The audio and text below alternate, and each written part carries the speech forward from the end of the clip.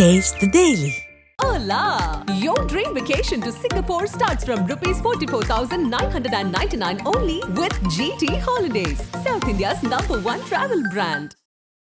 அற்ப அரசியலுக்காக அதையெல்லாம் போய் செஞ்சிருப்பாங்கன்றதெல்லாம் பேசாதீங்க. என்ன அற்ப அரசியல்? இது வந்து அரசியல். நீங்க நீங்க பேசுறது விசாரணை முடிய வராதுக்குள்ள கலந்துக்க மாட்டீங்க. நீங்க தான் முடிவு பண்றீங்க. எப்படி முடிவு? நீங்க டிக்ளேர் பண்றீங்க. நீங்க இல்லன்னு எப்படி டிக்ளேர் பண்றீங்க?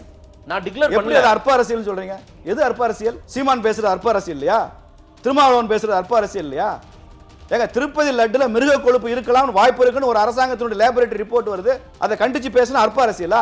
இதுக்கு பதிலா இன்னொரு மத கூட்டத்துல இன்னொரு விலங்கோட கொழுப்பு இருக்கட்டும், அதை அப்படித்தான் சொல்லுவீங்களா? மதத்தை தனி ட்ராக்ல பாருங்க, அரசியலை தனி ட்ராக்ல கொண்டு வர ரெண்டு தனியா பாருங்க, பிஜேபி தனியா பாருங்க. ஆனா இந்தியால ரெண்டையும் நீங்க மிக்ஸ் பண்ணிட்டீங்க. மிக்ஸ் பண்றது நீங்க மிக்ஸ் பண்றது நீங்க. இந்துன்னா ஒரு அரசியல், சிறுபான்மையினா ஒரு அரசியல் பண்றது மற்ற கட்சிகள். அச்சித்தின் பிடியில சீக்கியர்கள் இருக்காங்க, இஸ்லாமியர்கள் இருக்காங்க, சிறுபான்மை மக்கள் இருக்காங்க. எங்க இருக்காங்க? ஒரு முஸ்லீம் இன்னைக்கு தொழுகை பண்றதுக்கோ, ரம்ஜான் நோன்பு இருக்கிறதுக்கோ, அவருடைய மத சடங்குகள் சம்பிரதாயப்படி வாழ்வதற்கோ என்ன தடை இருக்கு? ஒரு கிறிஸ்தவருக்கு என்ன தடை இருக்கு? ஒரு இந்துவுக்கு என்ன தடை இருக்கு? ஒரு சீக்கியருக்கு என்ன தடை இருக்கு? சொல்லுங்க. மனித சமூகம் பாதிக்கப்பட்டா எல்லாரும் குரல் கொடுப்பாங்க சார். கொடுக்கலையேன்னு கேட்க சார். இந்துக்களுக்கான ஒட்டுமொத்த காப்பிரைட்ஸ் நீங்க வச்சுட்டு இல்ல, சரிங்களா? நான் பேசலைங்க, இந்துக்களை பத்தி நான் பேசல. நீங்க பேசுங்கன்னு சொல்றேன். நீங்க பேசாதனால தாங்க நான் பேசுறேன். அப்ப என்னையும் பேச விட மாட்டேங்கிறீங்க. ஆதேஷ் பேசலாம், நான் பேசலைங்க, நிறுத்திக்கிறேங்க. ஸ்டாலின் இந்துக்களுக்காக பேசட்டும், பிஜேபி பேசாது. திருமாவளவன் இந்துக்களுக்காக பேசட்டும், நான் பேசுறேன். கடையை நீங்க திறப்பீங்க, கடை திறக்கப்படும் அறிவிப்பை நீங்க வெளியிடுவீங்க, அதுல வர்ற வருமானத்தை நீங்க எடுத்துக்குவீங்க. திருமாவளவன் எப்பயும் ஸ்டெடியா இருக்கிற அரசியல்வாதி தான். இந்த மது விலக்கு பேச ஆரம்பிச்சதும் தள்ளாடுறாரு. ஏன் தள்ளாடுறாரு தெரியல. இந்தியா முழுக்க ஒரே நாடு ஒரே தேர்தல் பேசினா இல்ல தமிழ்நாடு தனி நாங்க இணைய மாட்டோம் அப்படியெல்லாம் சொல்லல. இந்தியா முழுக்க மொழி கொள்கை ஒரு மாதிரி இருந்தா நாங்க தனி நாங்க இணைய மாட்டோம்ன்றீங்க. ஆனா இந்தியா முழுக்க மது விலக்கு இருந்தா தான் நாங்க அமல்படுத்தோம்ன்றீங்க. என்ன போலித்தனம், என்ன சந்தர்ப்பவாதம்? எல்லாமே இந்தியா முழுக்க இருக்கிற எல்லாம் ஏத்துக்கோ. சாராய கடையை திறக்க சொல்லி தமிழ்நாட்டில் கையெழுத்து போட்ட பேனா யாரு பேனா? சாராய கடை வேண்டான்னு மோடி ஒரு கையெழுத்து போட சொல்றாரு. இல்ல சார், கலைஞர் பேனா தானே போட்டுச்சு. Right sir. அதே பேனாவை எடுத்து நம்ம அண்ணன் ஸ்டாலின் ஐயாட்ட மது கடைகள் வேண்டாம்னு கையெழுத்து போட சொல்லுங்க. கலைஞர் பேனா பண்ண பாவத்துக்கு மகன் பரிகாரம் பண்ண. அதன் தமிழர்களுக்கு வணக்கம். பல்வேறு துறைகளில் ஆக சிறந்த ஆளுமைகளை சந்தித்து நாம் நேர்காணல் எடுத்து வருகிறோம். அந்த வகையில் மீண்டும் நம்மோடு இணைந்திருக்கிறார் பாரதிய ஜனதா கட்சியின் மாநில பொதுச் செயலாளர் பேராசிரியர் ராம ஸ்ரீனிவாசன். அவரிடம் கேட்பதற்கு நிறைய இருக்கின்ற வாருங்களிடமே கேட்போம். வணக்கம் ப்ரொஃபசர். வணக்கம் ஆதேஷ், எப்படி இருக்கீங்க? நலமா இருக்கேன், நீங்க நலமா இருக்கீங்களா? நல்லா இருக்கேன். ரொம்ப சந்தோஷமா தான் இருப்பீங்க. ஏன்னா அண்ணாமலை இடத்துல நீங்க எல்லாம் இருக்கீங்களா, அந்த சந்தோஷம் தானே உங்களுக்கு எல்லாம். அண்ணாமலைனா திருவண்ணாமலையா? இல்ல பிஜேபி தலைவர் அண்ணா. அவரு இருந்து பண்ண வேண்டிய வேலையெல்லாம் நீங்க செஞ்சுட்டு இருக்கீங்க. எல்லாருமே நாங்க திருவண்ணாமலை ஈஸ்வரர்கிட்ட தான் இருக்கோம். நாங்க எல்லாம், அவர் உட்பட எல்லாருமே அண்ணாமலை பக்தர்கள் தான். அவரே அண்ணாமலை பக்தர் தான். ரைட். திரு அண்ணாமலை அவர்கள் இருந்த இடத்தை நிரப்புவதற்காக ஒருங்கிணைப்பு குழு, அந்த ஒருங்கிணைப்பு குழுவில் நீங்களும் ஒருத்தர். என்ன நேச்சர் ஆஃப் ஒர்க், என்ன பண்ணிட்டு இருக்கீங்க? இந்த ஒருங்கிணைப்பு குழு அமைப்பு ரீதியான பணிகள் தான் எங்களுக்கு அதிகமா இருக்கும். இப்போ ராஜா அண்ணன் தான் அதுக்கு தலைவராக இருக்காங்க. அவர் அரசியலில் ரொம்ப நீண்ட நெடிய அனுபவம் உள்ளவர். ஒரு 40-45 வருஷத்துக்கு மேலே அரசியல் இருக்கிறார். அதனால் அவர் மாதிரி உள்ளவங்க நிறைய அரசியல் கருத்துக்கள், நேர்காணல்கள், தலைவர்கள் சந்திப்பு, டெல்லி தலைவர்களோட தொடர்பு, அதெல்லாம் அவர் நல்லா பண்ணிக்குவார். நாங்கள் எங்களை பொறுத்த வரைக்கும் அவரை தவிர இருக்க 5 பேரும் அமைப்பு ரீதியாக இப்போ உறுப்பினர் சேர்க்கை இயக்கம் நடந்துகிட்டு இருக்கு. நாடு முழுக்க நடக்குது, தமிழ்நாட்டிலையும் நடக்குது. இலக்கு வைத்து கொண்டு வேலை செய்கிறோம். ஒவ்வொரு பூத்துக்கு இலக்கு, சட்டமன்றத்துக்கு இலக்கு, தமிழ்நாடு மாநிலம் முழுக்க இலக்கு வச்சு வேலை செய்கிறோம். அதனால் ராத்திரி பகலாக எங்களுக்கு இந்த பணி இருக்க. இது தமிழ்நாடு முழுக்க சுற்றுப்பயணம் செய்து இந்த உறுப்பினர் சேர்க்கையை தீவிரப்படுத்துகிற அந்த முயற்சி எங்களுக்கு இன்னும் 2 மாதம் தொடரும். அக்டோபர் 15 வரைக்கும் அது இருக்குது. அதனால் நாங்கள் முழு கவனமும் அதில் தான் இருக்குது. அதான் பாஜக மாநில தலைவர் இருந்து செய்ய வேண்டிய வேலையை நீங்களாம் செய்கிறீங்க, அப்படி எடுத்துக்கலாமா? அவர் இருந்தாலே தான் செய்வார். இப்போ அவர் அங்கே போய் கூட அந்த உறுப்பினர் சேர்க்கையை பற்றி தான் கவலைப்பட்டு ஒரு வீடியோவில் அனுப்பிச்சிருக்கிறார். எப்படி உறுப்பினர் சேர்க்கை நடத்தணும், எவ்வளோ தீவிரமாக பண்ணணும், நீங்கள் பண்ணுறதெல்லாம் தப்பு, இதெல்லாம் சரி பண்ணுங்கன்றாரா? இல்லை, எங்களுக்கு கூடுதல் உற்சாகம் இல்லை. ஆனால் அவர் போகிறதுக்கு முன்னாடி இப்படியெல்லாம் குழு இல்லை வேற ஒரு மாற்று தலைவர் இதெல்லாம் இருக்காது, அவரே பார்த்துப்பாரு, அவரே ஆன்லைனில் பேசிப்பார் எல்லாத்தையும் அப்படின்னாங்க. திடீர்னு உங்களை ஒரு குழுவை போடுறாங்கன்னா அப்போ ஏதோ நடந்திருக்கு போல. எங்களுக்கு ஒருங்கிணைப்பு குழுவுக்கு எங்களுக்கு டெல்லியிலேருந்து அந்த கம்யூனிகேஷன்லேயே இந்த options of the state president தான் போட்டிருக்கு. ஓகே. அதனால அவர் இல்லாதனால தான் அந்த குழு. அவர் இருந்தால் குழு தேவையில்லை, அவர் பார்த்துக்கு வரல. அண்ணாமலை தலைவரான பிறகு பாஜக அதிக பேசு பொருளாயிருக்கு, அதில் எந்த மாற்று கருத்தும் இல்லை. அண்ணாமலை இருந்தபோது ஆக்டிவா, அதாவது இப்போ ஒரு 3 மாசம் அவர் படிக்க போயிருக்காரு, அப்ப இருந்த பிஜேபிக்கும் இப்ப இருக்கிற இந்த ஒரு மாசமா சந்தோஷமா இருக்கீங்களா இல்ல வருத்தமா இருக்கா இல்ல ஒரு சோர்வா இருக்கா எப்படி இருக்கு? அவர் இருக்கும் போதும் சரி, இப்ப அவர் படிக்க போன போது எப்பயுமே நாங்க மகிழ்ச்சியா தான் இருக்கோம். ஆனா இப்ப ரொம்ப சந்தோஷமா இருப்பீங்கல்ல? இல்ல, எப்பயுமே மகிழ்ச்சியா தான் ஏன்னா இருக்கோம். அங்க ஒன் மேன் ஆர்மியா இருந்தார், அவர்தான் எல்லாமே. அப்படி கிடையாது. ஆ, நாங்க மையக்குழுவா சேர்ந்தான முடிவுகள் எடுக்கிறோம். அப்படியா? ம். பிஜேபியோட நேச்சர் அப்படி சார். இங்க வந்து collective decision, collective leadership, collective journey, எல்லாம் சேர்ந்து பயணிப்போம், சேர்ந்து முடிவு எடுப்போம். அதுதான் தலைவர் வழிகாட்டுறவர், எங்களுக்கு நெறிப்படுத்துறவர், ஒரு இன்ஸ்பிரேஷன் கொடுக்குறவர் கட்சிக்கு. அதை லீட் லைட்னு சொல்லுவாங்கல்ல, முன்னணியில் செல்லக்கூடிய ஒரு தலைவர். தேசிய தலைவர், மாநில தலைவர், மாவட்ட தலைவர், எல்லாருமே அப்படிதான். அப்புறம் கட்சின்றது கலெக்டிவ் தான், எல்லாமே கலெக்டிவாக சேர்ந்த முடிவு எடுக்கும். ஆனா அண்ணாமலை வர்சஸ் சீனியர்கள் தானே கட்சி. அண்ணாமலை வந்த பிறகு அப்படிதானே ஒரு பார்வை எல்லாருக்கும் தெரியும். எந்த சீனியர் அப்படி சொன்னாங்க? நீங்க இல்ல, நீங்க 6 பேர் இல்ல. ஏன்னா நீங்க 6 பேரையும் டிக் பண்ணதே அண்ணாமலைன்றாரு. எந்த சீனியர் சொன்னாங்க? அப்படின்னு 6 பேரை விட்டுருங்க, வேற எந்த சீனியர் உங்ககிட்ட வந்து காதுக்குள்ள ரகசியம் சொல்லிட்டு போனாங்க? இல்ல சார், இதுல மிக மூத்த சீனியர் தமிழிசை சவுந்தரராஜன் இந்த லிஸ்ட்ல வரல, வானதி ஸ்ரீனிவாசன் அவங்க எல்லாம் வரல, அந்த மாதிரி பிரதிநிதி எல்லாம் வந்து நாராயணன் வரல. 6 பேர் கொண்ட லிஸ்ட்ல 6 பேர் தானே போட முடியும். ஆமா, இல்ல நாராயணன் மையக்குழு இங்க பாருங்க, மையக்குழுல இருக்கிறதுல தான் 6 பேர் இதுல வந்திருக்காங்க. மையக்குழுல 15 பேர் இருக்காங்க. அந்த 15 பேர்ல இருந்து ஒரு 6 பேரை தேர்ந்தெடுத்து தான் இந்த குழு அமைக்கப்பட்டது. அதான் சார், அந்த 15 பேர்ல தமிழிசை மிஸ்ஸிங், மையக்குழு வானதி ஸ்ரீனிவாசன் மிஸ்ஸிங். மையக்குழு இல்ல, அவங்க எல்லாம் மையக்குழுவில் இல்லையா? நாராயணன் திருப்பதி அவர் மையக்குழு இல்ல. அவங்க எல்லாம் என்ன மாதிரி குழுவுல இருக்காங்க? அவங்க மாநில நிர்வாகிகள் பட்டியல இருக்காங்க. இந்த மையக்குழுவுல கிடையாது. இல்ல, தேவைப்பட்டா சிறப்பு அழைப்பாளரா கூப்பிட்டுக்கலாம். அதாவது உதாரணமா இந்த நிர்வாகி இந்த குறிப்பிட்ட மையக்குழுவுக்கு வரணும், அவருடைய கான்ட்ரிபியூஷன் தேவை அப்படின்னா அந்த நிர்வாகி அந்த மையக்குழுக்கு சிறப்பு அழைப்பாளராக கூப்பிடுவாங்க. சரி, இப்போ நான் பொதுச் செயலாளராக இருக்கிறதுனால மையக்குழுல இருக்கேன். நாளைக்கு நான் வந்து எனக்கு வேற ஒரு மாநில நிர்வாகியா வேற பொறுப்பு மாற்றப்பட்டால் நேச்சுரலி நான் மையக்குழு இருக்க மாட்டேன். என்னுடைய கருத்து ஏதாவது ஒரு இடத்துல கேட்கணும்னு நினைச்சா கட்சி என்னை கூப்பிடும், அந்த மையக்குழுக்கு மாத்திரம் நான் வந்துட்டு போவேன். அதுதான் சிஸ்டம். அண்ணாமலை இல்லாத இந்த நேரம் தான் நல்லா இருக்குங்க. பிஜேபி சூப்பரா இருக்குன்னு கட்சிக்குள்ள எல்லாம் சந்தோஷமா இருக்கீங்களா? அதெல்லாம் கிடையாது. ஒரு குரூப் ஏன் அவர் இருக்கும்போது எங்களுக்கு என்ன கஷ்டம்? அவரே எல்லாமே பேசிப்பாரு, அவரே எல்லாத்தையும் சொல்லுவாரு. நல்லது தானே. எங்க அப்பா இருக்காரு வீட்டுல, என்னை ஒரு வேலையும் செய்ய விடாம அவரை எங்க அப்பா செஞ்சுட்டாருன்னா எனக்கு என்ன கஷ்டம்? என்னதான் இருந்தாலும் உங்க இருப்பெல்லாம் காட்டணும்னு நினைப்பீங்களே நீங்க? என்ன வீட்டுக்குள்ள என்ன இருப்பு காட்ட வேண்டியிருக்கு? வீட்டுக்குள்ள என்ன ஈகோ வேண்டியிருக்கு? அது மாதிரி அப்பா இல்லாதப்ப அந்த வேலையை நான் செய்ய போறேன், நான் இருக்கிறப்ப அப்பா செய்ய போறாரு, அம்மா செய்யற வேலை அம்மா செய்ய போறா. அதான வீடு. சரி, பிஜேபியுமே ஒரு குடும்பம் தானே. அதுல ஒருத்தர் முன்னின்று எடுத்து வேகமா வேலை செய்யறப்ப உங்களுக்கு என்ன கஷ்டம்? அதுல மீடியாக்கு என்ன கஷ்டம்? ஓ, அண்ணாமலையின் அரியாசனம் அவருக்கே மீண்டும் நீங்க வந்து சார் ஒரு இருட்டு அறைக்குள்ள ஒரு இல்லாத கருப்பு பூனையை தேடிட்டு இருக்கீங்க. அதுதான் உங்க பிரச்சனை. மீடியாவோட பிரச்சனை என்ன சார்? இல்ல சார், நீங்க என்னமாவது சொல்லி அண்ணாமலை அவர்களுக்கும் கட்சி சீனியர்களுக்கும் பிரச்சனை இருக்கு. இல்ல சார், அவர் இல்லாதப்ப கட்சிக்காரங்க சந்தோஷமா என்னமாவது ஒண்ணு சொல்லிட்டே இருக்கணும். பாருங்க, நீங்க எங்க தலைவர் எவ்வளவு செல்வாக்குள்ள தலைவரா இருந்தா அவர் 3 மாசம் லீவ் போட்டு படிக்க போயிருக்காரு. ஆமா சார். அப்ப கூட நீங்க அவர் விட மாட்டீங்க பாருங்க. இல்ல சார், சத்தியமூர்த்தி லீவ் போட்டு போனா கூட அவர் இழுத்து பேசினா தானே அரசியல் ஓடுது. அந்த அளவுக்கு அவர் செல்வாக்கா இருக்காரா இல்லையா? ஓ, இப்படின்னு சொல்லிக்கலாமா? ஆமா, அதான் அர்த்தம். அதனாலதான் இழுத்து பேசுறாங்க கூட. இல்ல, பிஜேபியும் இப்ப சத்தியமூர்த்தி பவன்ல எப்படி எல்லாம் தனித்தனி ஒரு குழுவா ஆளுக்கு ஒரு டீமா இருப்பாங்க, அந்த மாதிரி பிஜேபிக்குள்ளாரையும் இருக்காங்கன்றாங்களே சார். சத்தியமூர்த்தி பவன் இதே சம்மந்தப்படாங்க. உதாரணம் சொல்றேன், நீங்க அழகிரிய தலைவரா போட்டா டீமா போய் டெல்லியில போய் பார்த்து அவரை மாத்துங்கன்னு சொல்லிட்டே இருப்பாங்க. மறுநாள் பத்திரிகை செய்தி வரும், டெல்லியில உட்காந்து வாழப்பாடி ராமமூர்த்தி பேட்டி கொடுப்பாரு. ஐயா கருப்பையா மூப்பனா எதிர்த்து வாழப்பாடி ராமமூர்த்தி எதிர்த்து இன்னொருத்தர் போய் டெல்லியில உட்காந்து பேட்டி கொடுப்பாரு, நாங்க இப்ப தலைவர் பார்த்துட்டு வரோம்னு.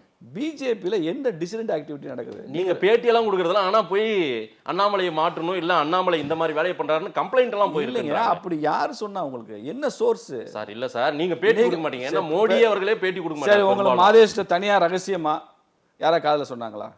இப்ப உங்களுக்கு எனக்கு 2 வருஷமா தெரியும்ல, நல்ல பழக்கம். என்னைக்காவது ஒரு நாள் கட்சியில இருக்கிற ஏதாவது ஒரு விஷயத்தை பத்தி நான் ஏதாவது பேசிக்கணும் அவங்ககிட்ட? எதையும் சொல்ல மாட்டேன்றீங்க இருக்குல்ல. அதே மாதிரி எந்த தலைவரும் சொல்ல மாட்டாங்க. ஏன்னா எல்லாமே நல்லா போயிட்டு இருக்கிறப்ப எதுவும் சொல்லணும்? எங்களுக்கு என்ன பிரச்சனை? என்ன பிரச்சனை எங்களுக்கு? நல்லா போயிட்டு சார். எங்க கட்சியில ஒரு தலைவர் என்பவர் 3 ஆண்டுகள் இருப்பார். ஒரு டேர்ம், ஒரு பருவம். 2 தொடர்ந்து பருவங்கள் தான் ஒருத்தர் தலைவராக இருக்க முடியும். அப்போ 6 வருஷத்துல அவருடைய பதவி காலம் முடிஞ்சிடும். சிலருக்கு 3 வருஷத்துல முடிஞ்சிடும். இப்போ இல கணேசன், சிபி ராதாகிருஷ்ணன் எல்லாம் ஒரு பருவம் தலைவராக இருந்தாங்க. அடுத்த பருவத்தில் வேற தலைவர் வந்துட்டாங்க. இப்போ அக்கா தமிழிசை அவர்கள், பொன்னாரு, இவங்கெல்லாம் 2 பருவம் 6 வருஷம் அவங்க தலைவராக இருந்தாங்க, எக்ஸ்டென்ஷன் கொடுத்து. இப்போ அமித்ஷாஜி 2 பருவம் இருந்தார், நட்டாஜி 2 பருவம் இருந்தார், புரியுதா? அண்ணாமலை எத்தனை பருவம்? மத்தியில வந்து ராஜ்நாத் சிங் இருக்கிறப்ப ஒரு பருவம் இருந்தாரு. அண்ணாமலை எத்தனை பருவம் அதனால இருப்பார்? இப்ப ஒரு பருவம் முடிஞ்சிருச்சு. அடுத்த பருவம் எக்ஸ்டெண்ட் ஆகுமா இல்லையான்றது புதிய தேசிய தலைவர் வந்ததுக்கு அப்புறம் தான் முடிவாகும். ஓகே. இருக்கலாம், இல்லாமலும் இருக்கலாம். எங்க கட்சியில என்ன தலைவர், மாதேஷ் தான் தலைவர்னு சொல்றாங்கன்னு வச்சுங்க, நாங்க ஏத்துக்க போறோம். இல்ல சார் வேண்டாம், நீங்களே இருங்க. நீங்களா தான் ரொம்ப மாதேஷ் தலைவர் கூட ஏத்துக்க போறோம். ஆனா நீங்க பிஜேபியில மெம்பர் ஆகணும், பிஜேபி கொள்கையை ஏத்துக்கணும், 6 வருஷம் அதன்படி ஆகணும். செயல்படுறவரா இருக்கணும்.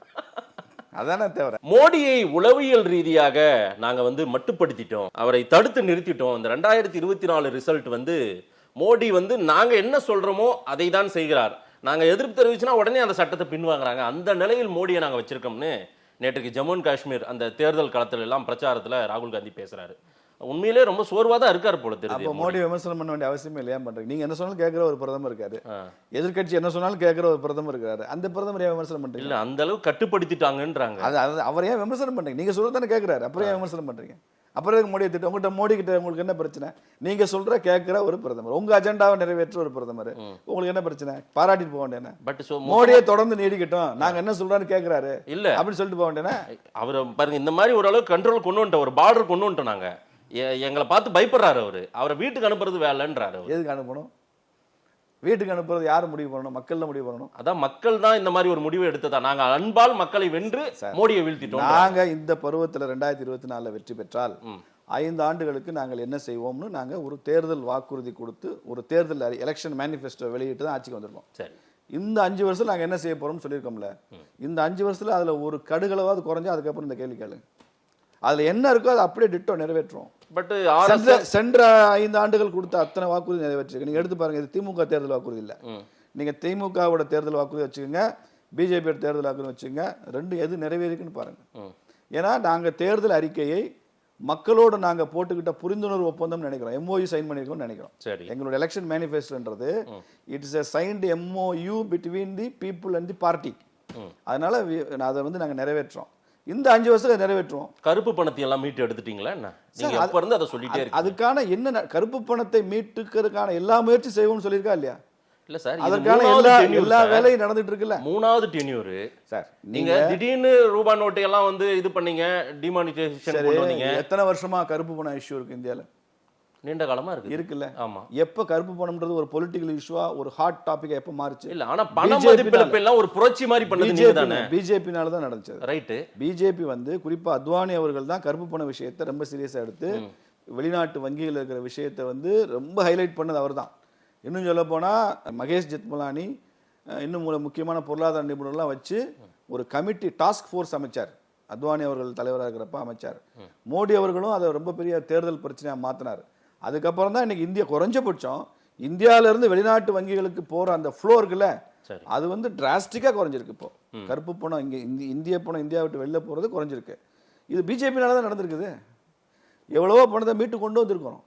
அது லிஸ்ட் இருக்கு, பல பேருக்கு நோட்டீஸ் அனுப்பிச்சிருக்கிறாங்க. இப்போ சுவிஸ் வங்கியில என்ன நினைக்கிறாங்கன்னா, அவங்க வந்து வெக்கப்படுற சூழ்நிலை உருவாயிருக்கு.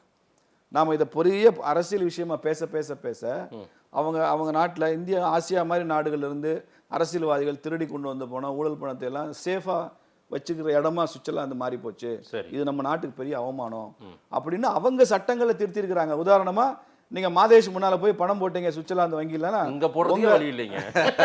சுவிஸ்ல எங்க போடுறது? நீங்க மட்டும் 1000 சொல்லுவீங்களா அண்ணாமலையை பத்தி எங்களை பத்தி, நாங்க ஒண்ணு சொல்லக்கூடாதான்? இது என்ன நீங்க என்ன என்கிட்ட ஒண்ணும் இல்லைங்க. ஒரு உதாரணம், வடிவேல் ஒரு படத்துல பாக்கெட் எடுத்து உதாரணத்துக்கு சொல்றேன். மாதேஷ் அக்கவுண்ட்ல பணம் போட்டா நீங்க வந்து உங்க பேரை சொல்ல வேண்டிய அவசியம் இல்ல. சரி, இப்ப நீங்க பேர் இல்லாம எந்த வங்கியிலும் பணம் போட முடியாது வெளிநாடுகள். இதெல்லாம் பிஜேபியுடைய எமர்ஜென்சினால உருவானதுதான். சரி, அதனால இது தொடர்ந்து நடக்கும்.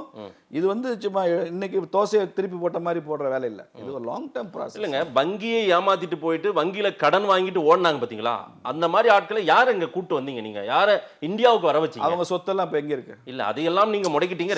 நிரவ் மோடி விஜய் மல்லையாவுடைய அத்தனை ப்ராப்பர்ட்டிஸும் அவங்க வாரிசுகள்ட்ட இருக்கிற government of India undertaking. Right sir, undertaking. ஏன் அந்த பர்சன் இங்க இந்தியாவுக்கு கொண்டு வர வருவாங்க சார்? ஒன்னு தாவூத் இப்ராஹிம் எப்ப 92ல போனாரு, கொண்டு வர முடிஞ்சதா? வெளிநாட்டு சட்டங்கள் ஒண்ணு இருக்கு. இவங்க வந்து ஒரே நேரத்தில் இப்ப விஜய் மல்லையா லண்டன்லயும் அவர் சிட்டிசன் தான் அவரு. சரி, புரியுதுங்களா? இவங்கெல்லாம் கொண்டு வரதுக்கு இன்டர்நேஷனல் லா இருக்கு, ரூல்ஸ் இருக்கு, அதெல்லாம் இருக்கு. அவங்களுடைய சொத்துக்கள் எங்க இருக்கு அதை சொல்லுங்க நீங்க. இதை கொண்டு போய் இங்க இருந்து பணத்தை எடுத்துட்டு போய் லண்டன்ல சொகுசு வாழ்க்கை அவங்க வாழல. அவருக்கு கொடுத்த கடன் இங்கதான் இருக்கு. அதுக்காக அவர் மார்க்கேஜ் பண்ண சொத்துக்கள் அதை காண்டி ஈடி அட்டாச் பண்ண சொத்து ஒரு 10 ரூபா கூட செக் போட்டு அவங்களால எடுக்க முடியாது. நிரவ் மோடி எடுக்க முடியாது, விஜய் மல்லையா எடுக்க முடியாது. ஒண்ணு, இவங்களுக்கு கடன் கொடுத்தது யாரு அதை சொல்லுங்க. இல்ல கடன் நீங்க சார், கடன் கொடுத்தது நீங்க காங்கிரஸ். ரைட், கடன் கொடுத்தது காங்கிரஸ். கடன் கொடுத்தீங்க நீங்க. ஆனா நீங்க புரட்சிகரமா எல்லா திட்டத்தையும் கடன் கொடுத்தீங்க. அவனை டைட் பண்ணி அவங்கள டைட் பண்ணி வச்சு அவங்கள இறுக்கி இந்த நாட்டை விட்டு ஏன் சார் நாட்டை விட்டு ஓடுறாங்க சார் சொல்லுங்க சார். வெளிநாட்டுக்கு ஓடிட்டாங்கன்னு சொல்றீங்க. ஏன் நாட்டை விட்டு ஓடுறாங்க? இந்த அரசாங்கம் விஜய் மல்லையாவுக்கும் நிரவ் மோடிக்கும் ஃப்ரெண்ட்லி கவர்மெண்டா இருந்தா, நரேந்திர மோடி விஜய் மல்லையா சொல்றதான் கேட்கறதா இருந்தா அவருக்கு தைரியமால இருப்பாரு. இந்த மனுஷனை ஒன்றும் பண்ண முடியாதே, நம்மளை தொலைச்சு கட்டிட்டு இருந்தாலுங்கிறதுனால தான் பயந்து ஓடுறான். சரி, அந்த பயம் இருக்கட்டும். இல்ல இங்க கொண்டு வந்து நிறுத்தணும். இல்ல குற்றவாளியை இழுத்துவாங்க, சட்டையை பிடிச்சுவாங்க. அல்டிமேட்லி அடிக்கடி ஃபாரின் போறீங்க. நீங்க ஆம்ஸ்ட்ராங்ல குற்றவாளியை பிடிச்சீங்க, என்ன பண்ணீங்க? ஆம்ஸ்ட்ராங் கொலை வழக்கு கேஸ்ல ஏன் எதையோட முடிச்சு போறீங்க? ஏன் குற்றவாளியை பிடிச்சீங்க? லைவ்ல இருக்கிற ஒரு பர்சனை கூட்டுவாங்க, வங்கி பணத்தை ஏமாத்திட்டு போயிருக்காங்க. நீங்க வெளிநாட்டுல இருக்கிற ஆளை பத்தி பேசுறீங்க, நான் உள்நாட்டுல நீங்க போலீஸ் பிடிச்ச குற்றவாளியை பத்தி பேசுறேன். என்ன நடந்திருக்கு? குற்றவாளியை பிடிச்சீங்க, 29 பேர் கிட்ட கைது பண்ணி சட்டத்து முன்னால் நிறுத்துறீங்களா? பிறகு என்கவுண்டர். அதனால ஏதோ குற்றவாளியை பிடினா இன்டர்நேஷனல் லான்னு ஒன்று இருக்குன்னு சொல்றேன். இந்திய எல்லைக்குள்ள இருக்கிறது வேற. இந்திய எல்லையை தாண்டி நீங்க வெளியில போயிட்டீங்கன்னா அவங்க கொண்டு வரதுக்கு நிறைய மெத்தட்ஸ் இருக்கு. தாவூத் இப்ராஹிம் கொண்டு வர முடியுதா? குண்டு வச்சு தான் போனா. சரி, கொண்டு வர முடியுதா? 92ல போனவன் இன்னும் முடியல. ஏன்னா நிறைய ரூல்ஸ் இருக்கு, ரெகுலேஷன்ஸ் இருக்கு. தாவூத் இப்ராஹிம் இருக்காரா இல்லையான்னு சில பேர் வதந்தியை கிளப்பிட்டு இருக்கான். அதெல்லாம் நடக்கும். ஆனா வங்கிகளுக்கு நஷ்டம் இல்லை, அவங்க சொத்துக்கள்லாம் இங்க கவர்மெண்ட் ஆஃப் இந்தியா அண்டர்டேக்கிங்ல இருக்கு. மோடி ரொம்ப சோர்வா இருக்காருன்னு ராகுல் காந்தி சொல்றாரு. அவரே சோர்வா ரொம்ப சோர்வா இருக்காரா? நேத்து கூட முந்தா நாள் கூட ஒரு வீடியோ பாத்தீங்களா, ஒரு நல்ல அழகான கண்ணுக்குட்டியோட விளையாடி கொஞ்சி இல்ல என்ன உற்சாகமா இருக்காரு, சந்தோஷமா தான் இருக்காரு. கன்றுக்குட்டியோட கூட விளையாடிட்டு இருக்காரு ஜாலியா. பழைய சந்தோஷம் இல்லைன்றாங்க. நீங்க சார் என்னது தாடியை வளர்த்துக்கிட்டு பாரத் ஜோடோ யாத்திரைன்னு இப்படியே போயிட்டு வச்சுக்கிட்டு கன்னியாகுமரி நடந்து போறாரு. ஒரு பாட்டிமா சொல்லுது, யாரு பெத்த புள்ளியோ பாவம் இப்படி தனியா அனாதையா தெரியுது அப்படின்னு. யாரு சார் இது? அதான் பாரத் ஜோடோ பாட்டி எங்க சொன்னாங்க? நல்லா இருக்கு கதை, பாட்டி கதை நல்லா. கன்னியாகுமரியில அப்படி ஒரு கமெண்ட், பாவம் யார் பெத்த புள்ளி அப்படி அனாதையா ரோட்ல போகுது. காங்கிரஸுக்கு 13 கோடி ஓட்டு கிடைச்சிருக்கு இந்த எலெக்ஷன்ல, பிஜேபிக்கு 23 கோடி ஓட்டு கிடைச்சிருக்கு. நீங்க பிஜேபி பக்கத்துல வர்றதுக்கு இன்னும் 20 வருஷம் ஆகும். அவ்வளவு 23 கோடி என்ன எங்க இருக்கு பிஜேபி, எங்க இருக்கு ராகுல்? ஆனாலும் நம்ம எட்டி பிடிக்கலையே. நம்ம என்ன இலக்கோ அதை தொட கூட இல்லையா சார்? 23 கோடி ஓட்டு. Right sir. இன்னொன்னு தெரியுமா? இன்னொன்னு பெரும்பான்மை உலகம் எல்லாம் இன்னைக்கு 400 கோடி பேர் ஓட்டு போடுறாங்க இந்த வருஷம் 2024ல. பல நாடுகள்ல தேர்தல் இப்பதான் இலங்கையில கூட முடிஞ்சிருக்கு. கிட்டத்தட்ட 400 கோடி பேர் ஓட்டு போடுறாங்கன்னு சொல்றாங்க. அதுல அதிக மக்களால விரும்பப்பட்டு தேர்ந்தெடுக்கப்பட்ட தலைவர் 23 கோடி மக்கள் ஓட்டு போடுற தலைவர் நரேந்திர மோடி ஒருத்தர் தான். வேற யாருக்கு இவ்வளவு ஓட்டு இல்லை. நாளைக்கு ட்ரம்ப் ஜெயிக்கட்டும் அமெரிக்கால, அவர் கூட 23 crore பீப்புளால எலெக்ட் ஆக மாட்டார். அதிகபட்சம் ஒரு 3-4 கோடி மக்களால் எலெக்ட் ஆவார். அவ்வளவுதான். புரியுதா? ட்ரம்ப் ஜெயிக்கணும்னு ஆசைப்படுறீங்க போலயே. அவர் ஜெயிச்சாதான் இந்தியாவுக்கு நல்லது. ஏன் கமலா ஹாரிஸ் வந்தா? கமலா ஹாரிஸ் வந்து அமெரிக்கால பெரிய பிரச்சனை வரும். இந்தியாவுக்கு பிரச்சனை வருமா? இல்ல, அமெரிக்காக்குள்ளே பெரிய பிரச்சனை வரும். ஓ, அப்போ மோடியினுடைய ஆதரவு ட்ரம்ப்புக்குன்னு சொல்ல வரீங்க? என்னுடைய ஆதரவு ட்ரம்ப்புக்கு தான். ட்ரம்ப் ஜெயிக்கணும்ன்றதான் ஒரு முடிவு பண்ணிடுறீங்கல்ல எல்லா இடத்துலயும் போயிட்டு. இப்ப அமெரிக்கா பயணத்துல எல்லாம் இருக்கு, ட்ரம்ப்புக்கு ஆதரவெல்லாம் மோடி வாக்குகள் கேட்க வாய்ப்பு. அவர் மக்களை சந்திச்சு வாக்கு கேட்டாரா? கடந்த முறையெல்லாம் நடந்திருக்கல, கடந்த கால வரலாறு. மோடியினுடைய வீடியோவை போட்டு ட்ரம்ப் ஆதரிக்கிறாரு வாக்கு கேட்டார். கேட்கட்டும். இந்தியாவினுடைய ஒரு பிரதமர் அமெரிக்க ஜனாதிபதியை தேர்ந்தெடுக்கிற அளவுக்கு வலிமை இருக்குன்னா நீங்க அவரை சோர்வா இருக்காருங்கிறீங்க. நான் சொல்ல ராகுல் சொல்றேன். என்ன சார் சொல்ற? ராகுல்ட்ட கேளுங்க இந்த கேள்வியை. இல்ல ஒரு காங்கிரஸ்காரங்க ஸ்டுடியோக்கு வரும்போது கேளுங்க. இல்ல நான் கூட பாத்துட்டேன் சார். நரேந்திர மோடி நம்பி எலெக்ஷன் நிக்கறாரு, நீங்க அவரை சோர்வா இருக்குன்னு சொல்றீங்களே. இல்ல கடந்த 2 டென்யூராவே அமித்ஷாவும் மோடியும் ஹை பிட்ச்ல பேசியிருந்தாங்க. இப்போ ஹை பிட்ச் தான். இல்ல ஹை பிட்ச் இல்ல, இப்ப ரொம்ப சத்தமே கம்மியா இருக்குது. எல்லாமே உங்களுடைய கற்பனை இருக்குல்ல. அநேகமா நீங்க கிராமத்துக்காரன்னு நினைக்கிறேன். ஆமா சார், கிராமத்துக்காரங்களுக்கு தான் அந்த கயித்து கட்டுல வாசல்ல போட்டு படுத்துக்கிட்டு அப்படியே காலாட்டிட்டு ஒரு கற்பனை. ஆனா ராகுல் அப்படி இல்ல. அவர் பார்லிமெண்ட்ல நேருக்கு நேர் பாக்குறாரு. நீங்க ஏதோ கிராமத்துல இருந்து வந்திருக்கீங்க. நான் கிராமத்துல இருந்து வந்திருக்கேன் சார். ராகுல் பார்லிமெண்ட்ல பாக்குறாருல மோடியை நேருக்கு நேரு. அப்படி ஒரு பிம்பத்தை உருவாக்க முயற்சிக்கிறாங்க. வேற ஒண்ணும் இல்ல. ஒரு வெறுப்பு பிரச்சாரத்தை தான் பிஜேபியும் ஆர்எஸ்எஸும் இந்தியாவுல பண்ணிட்டு இருக்காங்க. என்ன வெறுப்பு? மத வெறுப்பு. ராகுல் காந்தி வெளிநாட்டுல போய் நம்ம நாட்டை பத்தி எவ்வளவு மட்டமா பேசுறாரு. ஒரு மட்டமா பேசலையா? அவர் இருக்கிற சீக்கியர்களை பார்த்து சொல்றாரு, தலைப்பாகை அணிய இந்திய தலைப்பு நிலைமை இருக்கா? சீக்கியர் தலைப்பா அணிய முடியாதா? நான் ஒண்ணு சொல்லவா, இந்திரா காந்தி கொலையான நேரத்துல டெல்லியில மாத்திரம் எத்தனை சீக்கியர்கள் கொல்லப்பட்டாங்க? எத்தனை காங்கிரஸ் மேல வழக்கு இருந்துச்சு? எவ்வளவு பேர் ஜெயில பெயிலோட வர முடியாம இருந்தாங்க? அதுக்கு ராஜீவ்காந்தி என்ன விளக்கம் கொடுத்தாரு? ஒரு பெரிய ஆலமரம் சரிந்தா அந்த மரத்தில் உள்ள பறவைகளும் அதுக்கு பாதிப்படையத்தான் செய்யும் தானே விளக்கம் கொடுத்தாரு. சரி. சீக்கியர்கள் மீது மிகப்பெரிய வன்முறையை கட்டவிழ்த்து விட்டது காங்கிரஸா பிஜேபியா? சொல்லுங்க. என்ன சீக்கியர்கள் என்ன அச்சத்தின் பிடியில சீக்கியர்கள் இருக்காங்க, இஸ்லாமியர்கள் இருக்காங்க, சிறுபான்மை மக்கள் இருக்காங்க. எங்க இருக்காங்க? ஒரு முஸ்லீம் இன்னைக்கு தொழுகை பண்றதுக்கோ ரம்ஜான் நோன்பு இருக்கிறதுக்கோ அவருடைய மத சடங்குகள் சம்பிரதாயப்படி வாழ்வதற்கோ என்ன தடை இருக்கு? ஒரு கிறிஸ்தவருக்கு என்ன தடை இருக்கு? ஒரு இந்துவுக்கு என்ன தடை இருக்கு? ஒரு சீக்கியருக்கு என்ன தடை இருக்கு? சொல்லுங்க. இல்ல, ஒரு அச்சத்தின் பிடியில தான் அவங்க இருக்காங்க. நீங்க எல்லாமே கற்பனை கேக்குறீங்க. புல்டோசர் கொண்டு போய் வீட்டுக்கு முன்னாடி நிறுத்துறீங்க. CAA okay.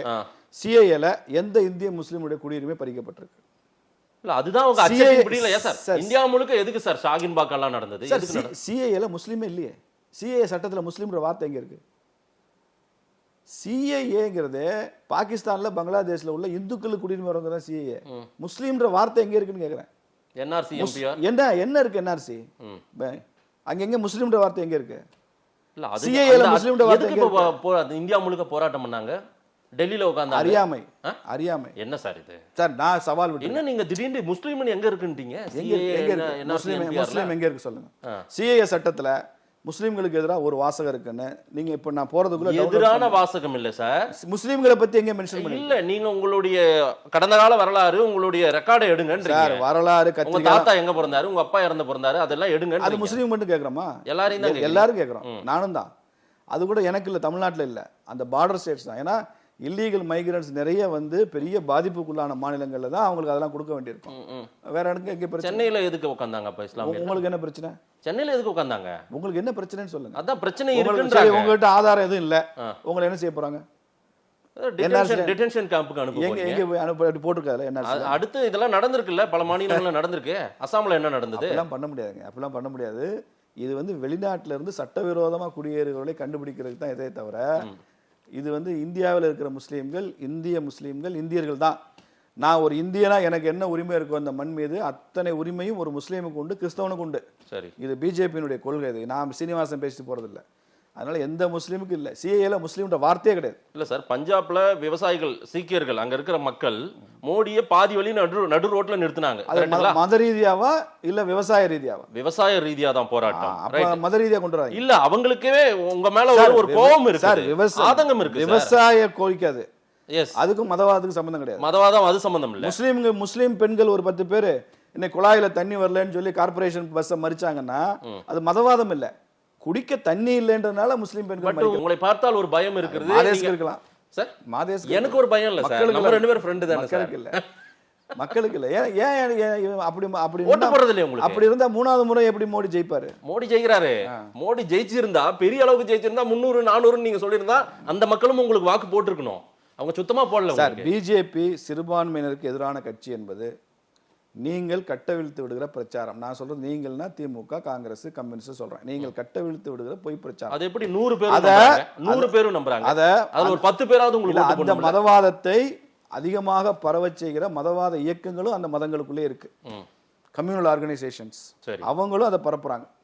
அதனால இது ஒன்னோட ஒண்ணு சேர்ந்து இணைந்து வேலை செய்யறதுனால சாதாரண சிறுபான்மை மக்கள், அப்பாவி மக்கள் அவங்க அதில் ஏமாந்து இல்ல சார். 15வது வருடத்தை நோக்கி உங்களுடைய ஆட்சி பயணம் போயிட்டு இருக்குது. இப்போ என்ன முஸ்லீம்க்கு என்ன பிரச்சனை? இஸ்லாமியர்கள் படையெடுத்து பிஜேபியில் சேர்ந்துருக்கணுமே. எந்த முஸ்லீம்கள் சேரணும் அவசியம் இல்லை.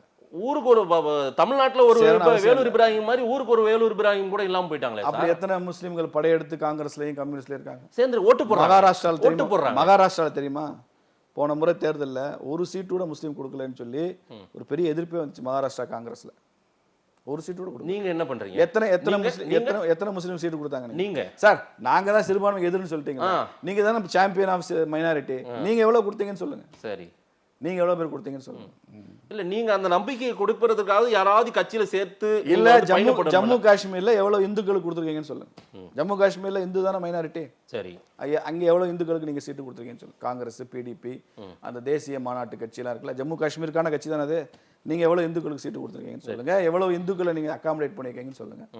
நீங்க என்ன பண்ணிருக்கீங்க? இல்ல, இங்க பாருங்க, அப்படி சொல்லி கூட நீங்க வந்து அரசியல் ரீதியா இந்து கன்சாலிடேஷன் கொண்டு வர பாக்குறீங்க. நீங்க சொல்றதுனால நான் சொல்றேன், என்னதான் இந்து கன்சாலிடேஷன் நீங்க கொண்டு வந்தாலும் உங்களால பெரும்பான்மையா ஒண்ணுமே சாதிக்க முடியலையே sir. BJP aims for Hindu consolidation, no doubt. But it's not against Muslims, it's not against Christians. இல்ல, இந்து கன்சாலிடேஷன், இந்து ஒற்றுமைன்னு பேசுறதே முஸ்லிம்க்கு எதிரானதா? இந்து இல்ல, முஸ்லீம் அது இருங்க அப்படி- சார் அப்படி இருங்க இல்ல, சார் அப்படி இருங்க சார் இல்ல. இந்து ஆனா முஸ்லீம் நம்பல இல்ல அது உங்க பிரச்சாரம் தான் காரணம். என்ன பிரச்சாரம் we are available to all. Sir தமிழ்நாட்டுல சார் தமிழ்நாட்டுல நான் வந்து ஒரு பாட்டில தண்ணி வச்சிருக்கேன், இது எல்லாரும் குடிக்கலாம் சார். இது இந்துக்கள் மட்டும் குடிக்கிற தண்ணி இல்லை, இது எல்லாருக்கும் குடிநீர் தான். நீங்களும் குடிக்கலாம். இல்ல அது தண்ணி இல்ல விஷம்ங்கிறீங்க நீங்க, அவன் பயந்துட்டு நிக்கிறான், அவ்வளவுதான். இது விஷம்னு சொன்னது நீங்க தான், நான் இல்ல. நான் எல்லாருக்குமே தான் குடிநீர் வச்சிருக்கிறேன். மக்கள் தெளிவா இருந்தாதான் ஒரு கூட்டம் ஒட்டுமொத்தமா நம்புவாங்க அந்த விஷயத்தை, கரெக்ட்டுங்களா? முழுசா நம்புறதுக்கு பொய் பிரச்சாரமே போதும். பொய் பிரச்சாரம் ரொம்ப நாளைக்கு எடுபடாதுங்க, ரொம்ப நாளைக்கு எடுபடாது சார். ஆனா உங்களால 3வது டென்யூர் கூட அதை நம்பிக்கையை ஏற்படுத்த முடியல. சார் பேய் பிசாசை நீங்க நம்புறீங்களா? நான் நம்ப மாட்டேன். உங்க ஊர்ல நம்புறாங்களா? எல்லாம் நம்புறாங்கல்ல. நம்புறாங்க. பேய் பிசாசு உண்மையா பொய்யா? நான் நம்பல. பொய் தானே உங்க கணக்குல. ஆமா. ஏன் ஊரே நம்புது? ஊரே நம்பின அப்புறம் நீங்க நம்ப மாட்டேங்கிறீங்க. அப்பதான் கடவுளை நம்புறீங்களா? கடவுளை ஏத்துக்கிறீங்களா? நம்பிக்கை இருக்கு. இருக்குல்ல. இருக்கு. கடவுளை ஏத்துக்காதவன் இருக்கானே, அதுக்கு என்ன செய்வீங்க? ஊரே ஏத்துக்குது கடவுளை, யாரோ சில பேர் கடவுள் இல்லைன்றான்ல, அதுக்கும் அலவுட் தானே. சோ ஊதர சங்க ஊதுவோம் சார். சார் நான் இங்க பாருங்க, நான் வந்து பாரபட்சம் இல்லாத ஒரு ஜனநாயகவாதி. இந்த நாட்டில் பிறந்த எல்லாரும் இந்தியர்கள் தான். இந்த நாட்டில் பிறந்த எல்லாருக்கும் அவன் சொந்த மதத்தில் வாழ்ற உரிமை இருக்கு, அந்த மதத்தை பின்பற்ற உரிமை இருக்கு. புரியுதுங்களா? இஸ்லாமிய நாடுகள் இருக்கிற சிறுபான்மையினருக்கு இந்தியாவில் இருக்கிற சிறுபான்மை இருக்கிற உரிமை இருக்கான்றதை நீங்க கேட்டு சொல்லுங்க. இங்க எவ்வளவு பேசுறீங்கல்ல, முஸ்லீம் நாடுகள்ல என்ன அவங்களுக்கு என்ன ரைட்ஸ் கொடுத்துருக்காங்க? அங்க மனித சமூகத்துக்கு எதிராக ஒரு அநீதியோ ஒரு அக்கிரமம் நடைபெற்றால் நம்ம தான் முதல்ல குரல் கொடுப்போம், எல்லாருமே சேர்ந்து. எங்க இப்போ பங்களாதேஷ்ல உள்ள இந்துக்களுக்காக இந்தியாவில் வந்து குரல் கொடுத்த ஒரு அரசியல் தலைவர் சொல்லுங்க. பங்களாதேஷ்ல அங்க நடந்தது ஆட்சி மாற்றம் தானே, அரசியல் எழுச்சி தானே, அரசியல் கிளர்ச்சி தான் நடந்தது. எவ்வளவு இந்துக்கள் தாக்கப்பட்டாங்க? எவ்வளவு இந்துக்கள் அரசு அலுவலகத்துல போய் நீ ரிசைன் பண்ணிட்டு போன்னு சொல்லி கட்டாயமா ராஜினாமா கடிதம் எழுதி வாங்கி அனுப்பப்பட்ட இந்துக்கள் எத்தனை பேர்? எல்லாமே வந்திருக்க ஊடகங்கள்ல, உங்க ஊடகங்களே வந்திருக்க, செய்தியா வந்திருக்குல்ல. இந்தியாவில இருந்து ஒரு ராகுல் காந்தி, ஒரு கம்யூனிஸ்ட் தலைவர், ஒரு திருமாவளவன், ஒரு அண்ணன் ஸ்டாலின் ஏதாவது கண்டிச்சிருக்கீங்களா? மனித சமூகம் பாதிக்கப்பட்டா எல்லாரும் குரல் கொடுப்பாங்க சார். கொடுக்கல ஏன்னு கேட்க சார். இந்துக்களுக்கான ஒட்டுமொத்த காப்பிரைட்ஸ் நீங்க வச்சுட்டு இல்ல, சரிங்களா? நான் பேசலைங்க, இந்துக்களை பத்தி நான் பேசல, நீங்க பேசுங்கன்னு சொல்றேன். நீங்க பேசாதனால தாங்க நான் பேசுறேன். அப்ப என்னையும் பேச விட மாட்டேங்கிறீங்க. மாதேஷ் பேசலாம், நான் பேசலைங்க, நிறுத்திக்கிறேங்க. ஸ்டாலின் இந்துக்களுக்காக பேசட்டும், பிஜேபி பேசாது. திருமாவளவன் இந்துக்களுக்காக பேசட்டும், நான் பேசுறேன். எல்லா மக்களுக்காக தான் சார் பேசுறாங்க. அது இந்துக்களுக்காக முஸ்லீம்னா மட்டும் பேசுறீங்களா? அப்படி எல்லாம் நீங்க பிரிச்சு பார்க்காதீங்க. அப்ப பங்களாதேஷ் இந்துக்களுக்காக ஏன் பேசல? பங்களாதேஷ்ல இந்துக்கள் கொடுமையான அகோர். நான் வந்து 1947 பார்ட்டிஷன் டேஸ் சொல்லல, 1971 சொல்லல, இல்ல ராணுவ ஆட்சி நடத்தின எர்ஷாத்னு ஒரு அயோக்கிய பேர் தான் பாருங்க, அந்த பீரியட் சொல்லல, இப்ப நடந்தது சொல்றேன். 2 மாசத்துக்கு முன்னாடி நடந்தது. அதெல்லாம் கண்டிப்பாங்க, நிச்சயமா கண்டிப்பாங்க. இல்ல கண்டிச்சாங்களா? கண்டிக்கணும் சார், கண்டிக்கணும் சார். அப்ப ஏன் கேட்கல? நீங்க ஏன் கண்டிக்கல? நீங்க ஏன் கேட்கல? கண்டிப்பா கேட்கணும். நீங்க இதே சீட்ல திமுக காரங்க எத்தனை வந்து உட்கார்றாங்க? நம்ம கேட்டிருக்கோம். கம்யூனிஸ்ட்காரங்க இருக்காங்க, ஏன் கேட்கல? அவங்க அதை விட இங்க ஏதாவது நடந்துட கூடாது, உங்ககிட்ட இருந்து நாட்டை காப்பாத்தணும்னு அவங்க போராடிட்டு இருக்காங்க சார். இது நல்லா இருக்கு, இந்த வாதம் உங்ககிட்ட இருந்து நாட்டை காப்பாத்திரணும்னு நினைக்கிறாங்க. இது நல்லா இருக்கு சார், இது நல்லா. இப்பவும் காப்பாத்திட்டோன்றாங்க. 240 உங்களை நிறுத்தி வச்சுட்டே பெரிய சாதனைன்றாரு ராகுல். பாப்போம், அடுத்த எலெக்ஷன் பாப்போம் எங்க நிறுத்துறீங்கன்னு பாப்போம். இன்னும் கீழே தான் போகும்ன்றாங்க. இந்துக்களை பத்தி பிஜேபி பேசுறது நீங்க எல்லாரும் இந்துக்களுக்கு எதிராக இருக்கிறனால தான். நீங்க சரியா இருந்தீங்கன்னா நாங்களும் சரியா இருந்துட்டு போறோம், எங்களுக்கு ஒன்றும் அப்படி தேவை. நீங்க இந்துக்கள்ன்றீங்க, ஆனா உங்களை கொண்டு போய் ஒரு பொசிஷன்ல அழகான ஒரு எப்படி சொல்ல தங்கத்தட்டுல வச்சு தாளாடணும்ல. ஆனா மக்கள் வந்து இந்துக்களா தான் இருக்கும். யார் யாருக்கு ஓட்டு போடணுமோ அவங்களுக்கு கரெக்டா போட்டுறாங்க. ஜவஹர்லால் நேருக்கு அப்புறம் 3ஆம் முறையும் இந்துக்கள் தான் பிரதமர் ஆக்கியிருக்கிறாங்க நரேந்திர மோடி. 3 முறை பிரதமர் தொடர்ச்சியாக ஹாட்ரிக் அடிச்ச இன்னொருத்தர் ஜவஹர்லால் நேருக்கு அப்புறம் மோடி தான். சரி, இந்துக்கள் அவரை தங்க தட்டுல வச்சு தான் தாங்குறாங்க.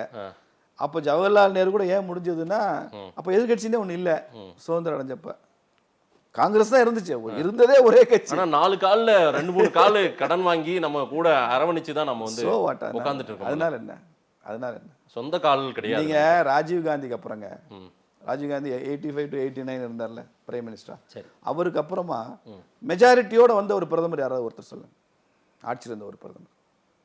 விபி சிங் இருந்தாரா மெஜாரிட்டியா? 91 நரசிம்மராவ் மெஜாரிட்டியா? 96 தேவகவுடா, ஐகே குஜ்ரால், அடல் பிகாரி வாஜ்பாய், அதுக்கப்புறம் மன்மோகன் சிங், யார் மெஜாரிட்டியோட இருந்தார்? 2014, 19 இந்த 2 தேர்தலில் தான் நரேந்திர மோடி மெஜாரிட்டியோட ஆட்சி பண்ணார். சரி, 89ல இருந்து யாருக்கும் மெஜாரிட்டி கிடையாது, மத்தியில் எந்த பிரதமருக்கும் மெஜாரிட்டி கிடையாது. சரி, அதுக்கு எக்ஸப்ஷன் 2 தடவை மோடி வந்திருக்காரு, 3ஆவது தடவை மறுபடியும் இந்த மெயின் கோர்ஸுக்கு போயிருக்கு அரசியல், அவ்வளோதான். இது 29 எலெக்ஷன் இதுவும் சரியாயிடும். மது ஒழிப்பு மாநாடு திருமாவளவன் அவர்கள் நடத்த இருக்கிறார். தேசிய அளவுல மது ஒழிப்பு கொள்கையை கொண்டு வரணும் மோடி அப்படின்னு கேட்கிறாரு. பாருங்க, உண்மையாவே நீங்க கொண்டு வந்துட்டீங்கன்னா திருமாவளவன் பாராட்டிடுவாரு, அதுக்கே ஒரு மாநாடு நடத்திடுவாரு. அப்போ ஒன்று செய்யுங்க, தமிழ்நாட்டில் மதுனால வரக்கூடிய வருமானம் இருக்குல்ல கவர்மெண்ட்டுக்கு டாக்ஸில், சரி, அதில் பாதியை மத்திய அரசு கட்ட சொல்லுங்க. ஒரு வருஷத்துக்கு பாதியை மத்திய அரசுக்கு அனுப்பிடுங்க. சார், இந்தியா முழுக்க கடையை மூடுன்னு சொன்னா நீங்க பாதி அமௌண்ட்டை கொடுங்க. கடை பேசுற மாதிரி இருக்கு. கடையை நீங்க திறப்பீங்க, கடை திறக்கப்படும் அறிவிப்பை நீங்க வெளியிடுவீங்க, அதுல வர்ற வருமானத்தை நீங்க எடுத்துக்குவீங்க. திருமாவளவன் எப்பயும் ஸ்டெடியா இருக்கிற அரசியல்வாதி தான். இந்த மது விலக்கு பேச ஆரம்பிச்சதும் தள்ளாடுறாரு. ஏன் தள்ளாடுறாரு தெரியல. ஒண்ணும் கிடையாது. தேசிய அளவில் மது ஒழிப்பு கொள்கை வேணும்ன்ற, இந்தியா முழுக்க வேணும். தேவையில்லை, நீங்க மாநிலத்துல முதல்ல அமல்படுத்துங்க. சார், சார் இன்னைக்கு பீகார்ல இருக்கா? இன்னைக்கு 5 மாநிலத்துல இருக்கா? இன்னைக்கு 5 மாநிலத்துல இருக்கு. இருக்கு. பீகார்ல இருக்கு, ஆமா, குஜராத்ல இருக்கு, மணிப்பூர்ல இருக்கு, நாகாலாந்துல இருக்கு. 5 மாநிலங்கள்ல மது விலக்கு இருக்கு. அந்த மாநிலங்கள்ல தமிழ்நாட்டுல பண்ண சொல்லுங்க. அதுதான் சார், மாநில அளவுல பண்ணிட்டாங்க. தமிழ்நாட்டுக்கும் மற்ற மாநிலங்களுக்கும் உள்ள ஸ்பெஷல் சொல்றேன். மற்ற இப்ப கர்நாடகால மது இருக்கு, சரி, அங்க எப்பயுமே இருக்கு. மது விலக்குன்னு ஒண்ணு வந்ததே இல்லை. கேரளாவில் இருக்கு, எப்பயுமே மது. பாண்டிச்சேரியில் இருக்கு, எப்பயுமே இருக்கு. தமிழ்நாட்டுல மட்டும்தான் ஓமந்தூரார் வந்து மது விலக்கு கொண்டு வந்தார் தமிழ்நாடு முழுக்க. அதுக்கு முன்னால் ராஜாஜி 1937 சேலம் மாவட்டத்தில் மட்டும் மது விலக்கு கொண்டு வந்தார். சரி, இதெல்லாம் அந்த காந்தியர் மூவ்மெண்ட்டினுடைய இன்ஃப்ளூயன்ஸ். அப்போ வந்து தமிழ்நாட்டில் 8 மாவட்டங்கள் தான். ஒரு மாவட்டத்தில் மட்டும் ராஜாஜி மது விலக்கு கொண்டு வந்தார். ஏன்னா 8ஐயும் அமல்படுத்தினா அப்போ அரசாங்கம் தாங்காது. ஏன்னா பிரிட்டிஷ் பீரியடு நிர்வாகமே நடத்த முடியாது நம்ம. அதனால ஒரு மாவட்டத்தில் மட்டும் எக்ஸ்பெரிமெண்டலாக பைலட் ப்ராஜெக்டாக பண்ணார். அதுக்கப்புறம் அந்த ஆட்சி கவிழ்ந்தது, 2ஆம் உலக போர் வந்தது, அப்படியே போயிடுச்சு. ஓமந்தூரார் முதலமைச்சரான உடனே தமிழ்நாடு முழுக்க பூரண மது விலக்கு கொண்டு வந்து அவர் தான். சரி, அதுக்கப்புறம் மதுவே இல்லை. 67 அண்ணாதுரை அவர்கள் ஆட்சிக்கு வந்த போதும் கூட நான் மது விலக்கு கொள்கையில் சமரசம் பண்ண மாட்டேன், மது கூடாது அப்படின்னு சொல்லிட்டார். அவரும் ரொம்ப ஸ்ட்ராங்காக இருந்தார். ஐயா வந்தார், நம்ம ஐயா கலைஞர் ஐயா. அவர் தான் முதல்ல ரிலாக்ஸ் பண்ணி மறுபடியும் சாராய கடை திறந்து அவர் தான். ராஜாஜி போய் கெஞ்சினதுக்கப்புறம் திறந்தார். அதுக்கு ஒரு விளக்கம் கொடுத்தார். பக்கத்தில் கேரளாவில் மது இருக்கு, ஆந்திராவில் மது இருக்கு, கர்நாடகாவில் மது இருக்கு அப்படி சொல்லிட்டு, கொழுந்து விட்டு எரியும் ஒரு கற்பூர வலயத்திற்குள் கொளுத்தப்படாத கற்பூரமாக தமிழ்நாடு விளங்குகிறது அப்படின்னார்.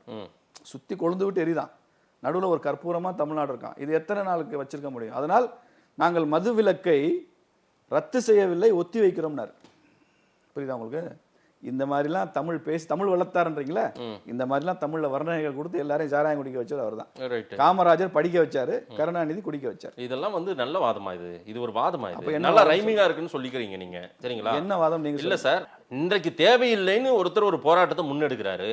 அதே கலைஞர் சொன்ன மாதிரி தான் இன்றைக்கு வந்து திமுகவும் சொல்லுது. என்னன்றா, நான் வந்து பாண்டிச்சேரி கடை இருக்குது, இந்த பக்கம் கேரளாவில் இருக்கும், கர்நாடகாவில் இருக்கும், சுத்தி கடை எங்க இந்தியா தமிழ்நாட்டில் மதுவிலக்கு ஏற்படுத்தி விட்டால், மதுக்கடைகள் மூடி விட்டால் எல்லாம் அந்த பக்கம் திரும்பி போவாங்க.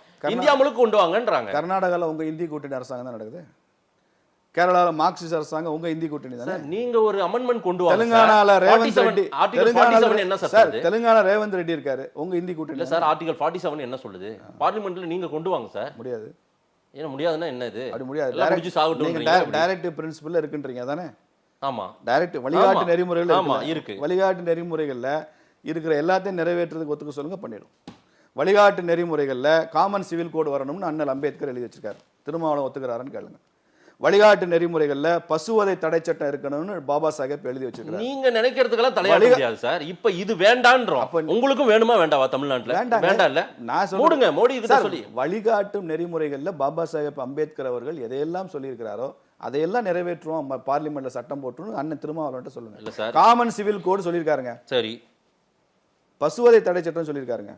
கிராம பஞ்சாயத்து ராஜ் அதுல சொல்லப்பட்டிருங்க. அதுல மதுவும் சொல்லப்பட்டிருக்க சார். மதுவும் சொல்லப்பட்டிருக்கு. நீங்க வழிகாட்டு நெறிமுறைகள்ல எல்லாத்தையும் நீங்க பண்ண சொல்ல, இத பண்ணுங்கன்றார் அவரு. அப்ப ஏன் கொல்லுன்னா வாயை திறக்கறீங்க, கடிவாளம்னா வாயை முடிக்கிறீங்க? இது பிரச்சனை சார். காமன் பிரச்சனை தானே. காமன் சிவில் கூட பிரச்சனை தான், பசுவதை தடைச்சிட்டும் பிரச்சனை தான், எல்லாமே பிரச்சனை. எல்லாத்தையும் பேசுவாங்க சார். மனசு வந்து திரும்ப எல்லாம் பேசுவாங்க. அப்படி எல்லாம் பேசி இல்லங்க, எல்லாம் பேசி கருத்தொற்றுமை ஏற்படுகிற வரையில் குறைஞ்சபட்சம் தமிழ்நாட்டில் மது விலக்கு வேணும்னு அறிவிக்க சொல்லுங்க. நீங்க மது விலக்கு தமிழ்நாட்டில் அறிவிக்கணும்னு சொல்றப்போ கர்நாடகாவில் இருக்கு, ஆந்திராவில் இருக்கு, எங்க இது மட்டும் எப்படி முடியும்னு கேட்குறீங்கல்ல. பீகார்ல மது விலக்கு அறிவிச்சார்ல நிதிஷ்குமார், பக்கத்துல ஊபியில இருக்கு, பெங்கால்ல இருக்கு, பக்கத்துல நேபாளில் இருக்கு, மத்திய பிரதேசல மது இருக்கு. அவர் அப்படி யோசிக்கலையா? அவர் என் மாநிலத்துக்கு மது விலக்கு வேணும்னா துணிச்சல அறிவிக்கிறார்ல. ஒரு குஜராத், பீகார் போன்ற இடங்கள்ல கள்ளச்சாராயம் எல்லாம் இன்னைக்கும் இருக்கு. மது விலக்குன்னு என்ன அர்த்தம்? அந்த நாட்டுல அந்த மாநிலத்தில் உள்ள மக்கள் மது குடிக்க மாட்டாங்கன்னு அர்த்தம் இல்ல. மது குடித்தால் சட்டவிரோதம்னு அர்த்தம். ஒண்ணு. ஆமா, அந்த அரசாங்கத்தை நடத்துறதுக்கு மது மூலமா வர்ற வரி வருவாய் வராதுன்னு அர்த்தம். குஜராத்தினுடைய வெற்றிக்கு என்ன காரணம்? கவர்மெண்ட்டுக்கு குடிச்சவன் கொடுக்குற காசு 5 பைசா இல்லாம அந்த மாநிலம் நடந்துட்டு இருக்கு. இங்கேயுமே அது நடக்குது. நீங்க குடிச்சவன் கொடுக்குற காசை வச்சு தான் நடத்திட்டே இருக்கீங்க. சார் அமைச்சர் சொல்றாங்கல்ல, நீங்க பார்த்தது டாக்ஸ் ரெவென்யூ எவ்வளவு? தமிழ்நாடு அரசாங்கத்தினுடைய வரி வருவாய் எவ்வளவு? மது வருமானத்தில் தமிழக அரசு நடக்கலன்னு சொல்லிட்டாங்க. தமிழ் அரசு இல்ல, அப்ப வரி வருவாய் என்னன்னு சொல்லுங்க. டாக்ஸ் ரெவென்யூ தமிழ்நாட்டுக்கு எவ்வளவு? அதுல லிக்கர் ரெவென்யூ எவ்வளவு? லிக்கர் மூலமா மட்டும் வரக்கூடிய டாக்ஸ் ரெவென்யூ எவ்வளவு சொல்லுங்க. தமிழ்நாடு அரசு நடத்தலன்றது நானே ஏத்துக்கிறேங்க, பட் எவ்வளவு வருவாய் வருதுன்னு சொல்லுங்க. Right sir. இப்ப வருமானம் பெருக்கெடுத்து ஓடுதுன்றீங்க, ஆமாவா? உங்க பார்வையில வருமானம் பெருக்கெடுத்து ஓடுது, அவங்க வருமானத்தை கெடுத்து விட்டுருவோம். நீங்க தேசிய அளவுல ஒரு மது ஒழிப்பு, அப்ப திமுக அரசு எங்கிட்ட காம்பன்சேஷன் கேட்க கூடாது மத்திய அரசு. மதுவை ஒழிக்கிறதுனா இருங்க சார், காம்பன்சேஷன் கேட்கணும். அவங்க கடையை மூடுறன்றாங்க, நீங்க காம்பன்சேஷன் வாங்கி தரீங்களா? கடையை நீங்க திறப்பீங்க, வரி வருவாயை நீங்க கூட்டிக்குவீங்க, அந்த பணம் எல்லாம் ஸ்டேட்ல வச்சுக்குவீங்க, திரும்ப தேசிய அளவுல மூடும்பீங்க. திமுக காரன் திரும்ப எங்களுக்கு மூடுனதுக்கான வரி வருவாய் எங்கள்கிட்ட கொடு அப்படின்னா அப்படி தேவையில்லை சார். நீங்க ரிசைன் பண்ணுங்க, நாங்க ஆட்சிக்கு நாங்க தமிழ்நாட்டை குடிக்காம நாங்க பாத்துக்கிறோம். உங்களால முடியல, திருமாவளவனால முடியல, தமிழ்நாட்டு மக்கள் முடியும், திமுக காரங்களால முடியல, திமுக காரனால முடியல. ரிசைன் பண்ணுங்க சார். மனசு நீங்க ரிசைன் பண்ணுங்க சார். தமிழ்நாட்டுல பூரண மது விலக்கு கொண்டு வந்து நாங்க காம்பன்சேஷன் கொடுங்க சார். முதல்ல நிதி வருவாயை இங்க பெருக்கெடுத்து கொடுத்தா கடையை மூடிட்டு போறாங்க, அவங்க மது கடைகளை மூடிட்டு போறாங்க. நீங்க ஒரு வாக்குறுதி கொடுங்க. இது ஸ்டேட் சப்ஜெக்ட்டுங்க. நீங்க தான் சொல்றீங்க கல்வி பொதுப்பட்டியலுக்கு போனதே தப்பு, எங்க கிட்ட இருக்க வேண்டிய கல்வியை மாநில அரசு எடுத்து மத்திய அரசு எடுத்துக்கிச்சு, நீங்க தான் குற்றம் சொல்றீங்க. அப்போ உங்ககிட்ட இருக்கிற மது விலக்கு கொள்கை மாத்திரம் ஏன் மாநில மத்திய அரசுக்கு ஏன் அர்ப்பணம் பண்றீங்க, டெடிகேட் பண்றீங்க? அதுவும் தப்பு தானே. இங்க பாருங்க, இங்க பாருங்க, ஒரு விஷயம் தெரிஞ்சுங்க. இந்தியா முழுக்க நீட் வந்தா தமிழ்நாடு தனி நாங்க ஏத்துக்க மாட்டோம் அப்படிங்கிறீங்க. இந்த மாதிரி இந்தியா முழுக்க தான் நீட் விலக்கு வேணும்ன்றாங்க. இல்ல இப்போ அதெல்லாம் கிடையாது. தமிழ்நாடு தனி, தமிழ்நாடு தான் எக்ஸ்டென்ஷன் கேட்டோம். இந்தியா முழுக்க ஒரே நாடு ஒரே தேர்தல் பேசினா இல்ல தமிழ்நாடு தனி நாங்க இணைய மாட்டோம் அப்படியெல்லாம் சொல்லல. இந்தியா முழுக்க மொழி கொள்கை ஒரு மாதிரி இருந்தா நாங்க தனி நாங்க இணைய மாட்டோம்ன்றீங்க. ஆனா இந்தியா முழுக்க மது விலக்கு இருந்தா தான் நாங்க அமல்படுத்தோம்ன்றீங்க. என்ன போலித்தனம், என்ன சந்தர்ப்பவாதம்? அப்ப எல்லாமே இந்தியா முழுக்க இருக்கிற எல்லாம் ஏத்துக்கோ. இந்தியா முழுக்க இருக்கிற ஒரே நாடு ஒரே தேர்தல் ஆதரிக்கிறானா நீ ஏத்துக்கோ. இந்தியா முழுக்க நீட்டை ஏத்துக்கிறான் நீ ஏத்துக்கோ. இந்தியா முழுக்க மும்மொழி கொள்கை வச்சிருக்க, எல்லா மாநிலத்திலும் மும்மொழி கொள்கை இருக்கு, நீ ஏத்துக்கோ. இது எப்படி இருக்குன்னு அது மட்டும் ஏத்துக்க மாட்டேன். தமிழ்நாடு தனின்ற இல்ல, இதை நிறைவேற்ற ரெண்டாவது நீங்க இதுக்கெல்லாம் கையெழுத்து போடுறீங்க, மிரட்டற மாதிரி இருக்கு. இன்னொன்னு வச்சுங்க, இன்னொன்னு மிரட்டல மாட்டேன், மது விலக்குல நாங்க தலையிடவே மாட்டோம், எத்தனை வருஷம் ஆனாலும் தலையிட மாட்டோம். இன்னொன்னு சொல்றேன் கேளுங்க, இது தமிழ்நாட்டுக்குன்னு அந்த மாநில இறையாண்மை அடகு வைக்கிறது இல்லையா, மது பூரணமா உங்க சப்ஜெக்ட், ஸ்டேட் சப்ஜெக்ட். ஆமா, இதை கொண்டு போய் மத்திய அரசு இதை தடுத்து நீங்க ஒரு ஆணை போடுங்கன்னு சொன்னா உங்க இறையாண்மையை கொண்டு போய் மத்திய அரசு அடகு வைக்கிறீங்களா? அப்போ இறையாண்மையை அடகு வைக்கல நீங்க சரி அப்படின்னா நீங்க எங்க நடத்தணும்? குறைஞ்சபட்சம் இந்தி கூட்டணி கட்சிகளுக்குள்ளாவது பூரண மது விலக்கு வேணும்னு ஒரு தீர்மானம் போட்டிருக்கீங்களா இந்த தேர்தலில்? இந்தி கூட்டணி கட்சி, பிஜேபி விடுங்க, இந்தி கூட்டணி கட்சி காங்கிரஸ் கம்யூனிஸ்ட் நாங்கெல்லாம் ஆட்சிக்கு வந்தா பூரண மது விலக்கு மத்தியில் கொண்டு வருவோம், நாடு முழுக்க மது விலக்கு கொள்கை அமல்படுத்தும். மத்திய அரசே ராகுல் காந்தி எங்க பேசிருக்காரா? அது அவங்க கொள்கை தான் சார். ராகுல் காந்தி பேச சொல்லுங்க, இந்தியா முழுக்க மது விலக்கு கொண்டு வருவோம்னு ராகுல் காந்தி பேச சொல்லுங்க. அப்போ உங்க கூட்டணியே ஏத்துக்காத ஒரு விஷயத்தை உங்க அஜெண்டாவை ஏன் சார் எங்க மேல திணிக்கிறீங்க? திமுகவை டார்கெட் வச்சு ஆரம்பிச்சாரு திருமாவளவன். அவர் உள்ளுக்குள்ள ஏதோ பார்கெயின் நெகோசியேஷன், பொலிட்டிக்கல் நெகோசியேஷன் ஓடுது, என்னன்னு எங்களுக்கு தெரியாது, வெளியில வந்தாதான் தெரியும். அது ஸ்டாலின் அவர்கள் அமெரிக்காவிலேருந்து வந்த உடனே கூப்பிட்டு பேச்சப் பண்ணிட்டாங்க. ரெண்டு பேரும் கட்டி பிடிச்சாங்க, அரவணைச்சுக்கிட்டாங்க, அண்ணன்னாங்க தம்பின்னாங்க, ஏதோ சரியா போச்சு. இப்போ டார்கெட்டை மத்திய அரசுக்கு மாத்திட்டாங்க, அவ்வளவுதான். There is the matter. இல்ல சார், மோடியே மனசு திரும்ப பாராட்டிட மாட்டாரு. இந்த விஷயம் பண்ணிருக்க உண்மையாவே பாராட்டு வாங்கிடலாம், உண்மையாவே பாராட்டிடுவாரு. நீங்க உங்க மாநிலத்தில் அமல்படுத்திட்டு பேசு, வேண்டான்றீங்க பாராட்டலாம். ஜிஎஸ்டில ஏன் கடைசி வரைக்கும் திரும்ப நினைக்கிற ஒண்ணுத்தையும் செஞ்சிட மாட்டீங்க. ஜிஎஸ்டில ஏன் லிக்கர் உள்ள வரல தெரியுமா உங்களுக்கு? சொல்லுங்க. சாராயத்தை உள்ள கொண்டு வந்தா, ஜிஎஸ்டிக்குள்ள கொண்டு வந்தா அதிகபட்சம் 28% தான் டாக்ஸ். மாநிலங்களுக்கான வரி வருவாய் பெரிய அளவில் குறைஞ்சிரும்னு எல்லா மாநிலங்களும் திமுக உட்பட அப்ஜெக்ட் பண்ணதுனால தான் சாராயம் லிக்கர் ஜிஎஸ்டிக்குள்ள வரல. ஒன்று செய்யுங்க, இப்போயும் நாங்கள் ஜிஎஸ்டிக்குள்ள கொண்டு வர தயார், நீங்கள் தயாராக ஏற்றுக்க. ஏன்னா உங்கள் ரெவென்யூ டிராஸ்டிக்காக குறைஞ்சிரும். ஜிஎஸ்டிக்குள்ள வந்தால் 28% வந்தால் ரெவென்யூ குறைஞ்சிரும். தீர்வே இல்லைன்றீங்களா மது ஒழிக்கிறதுக்கு? மது விலக்குக்கு சாத்தியமே இல்லையா? திமுக இன்னைக்கு நினைச்சா நாளைக்கால ஸ்டாலின் அறிவிக்கலாம். எப்படி நிதிஷ்குமார் அறிவிச்சாரோ, எப்படி குஜராத்தில் இன்னும் 75 வருஷமா இருக்கோ, எப்படி மணிப்பூர் நாகாலாந்துல அறிவிச்சாங்களோ அது மாதிரி நீங்கள் அறிவிங்க. கொழுந்து விட்டு எரியுது கற்பூரம் அணை, கற்பூரம் எரிய போகுது, நாங்கள் ரத்து செய்யலை ஒத்தி வச்சிருக்கிறோம்ன்ற வசனம் எல்லாம் பேசாமல் இந்த முத்தமிழ் வித்தகரெல்லாம் இல்லாமல் மக்களை பற்றி கவலைப்பட்டு நாளைக்கு கொண்டு வாங்க.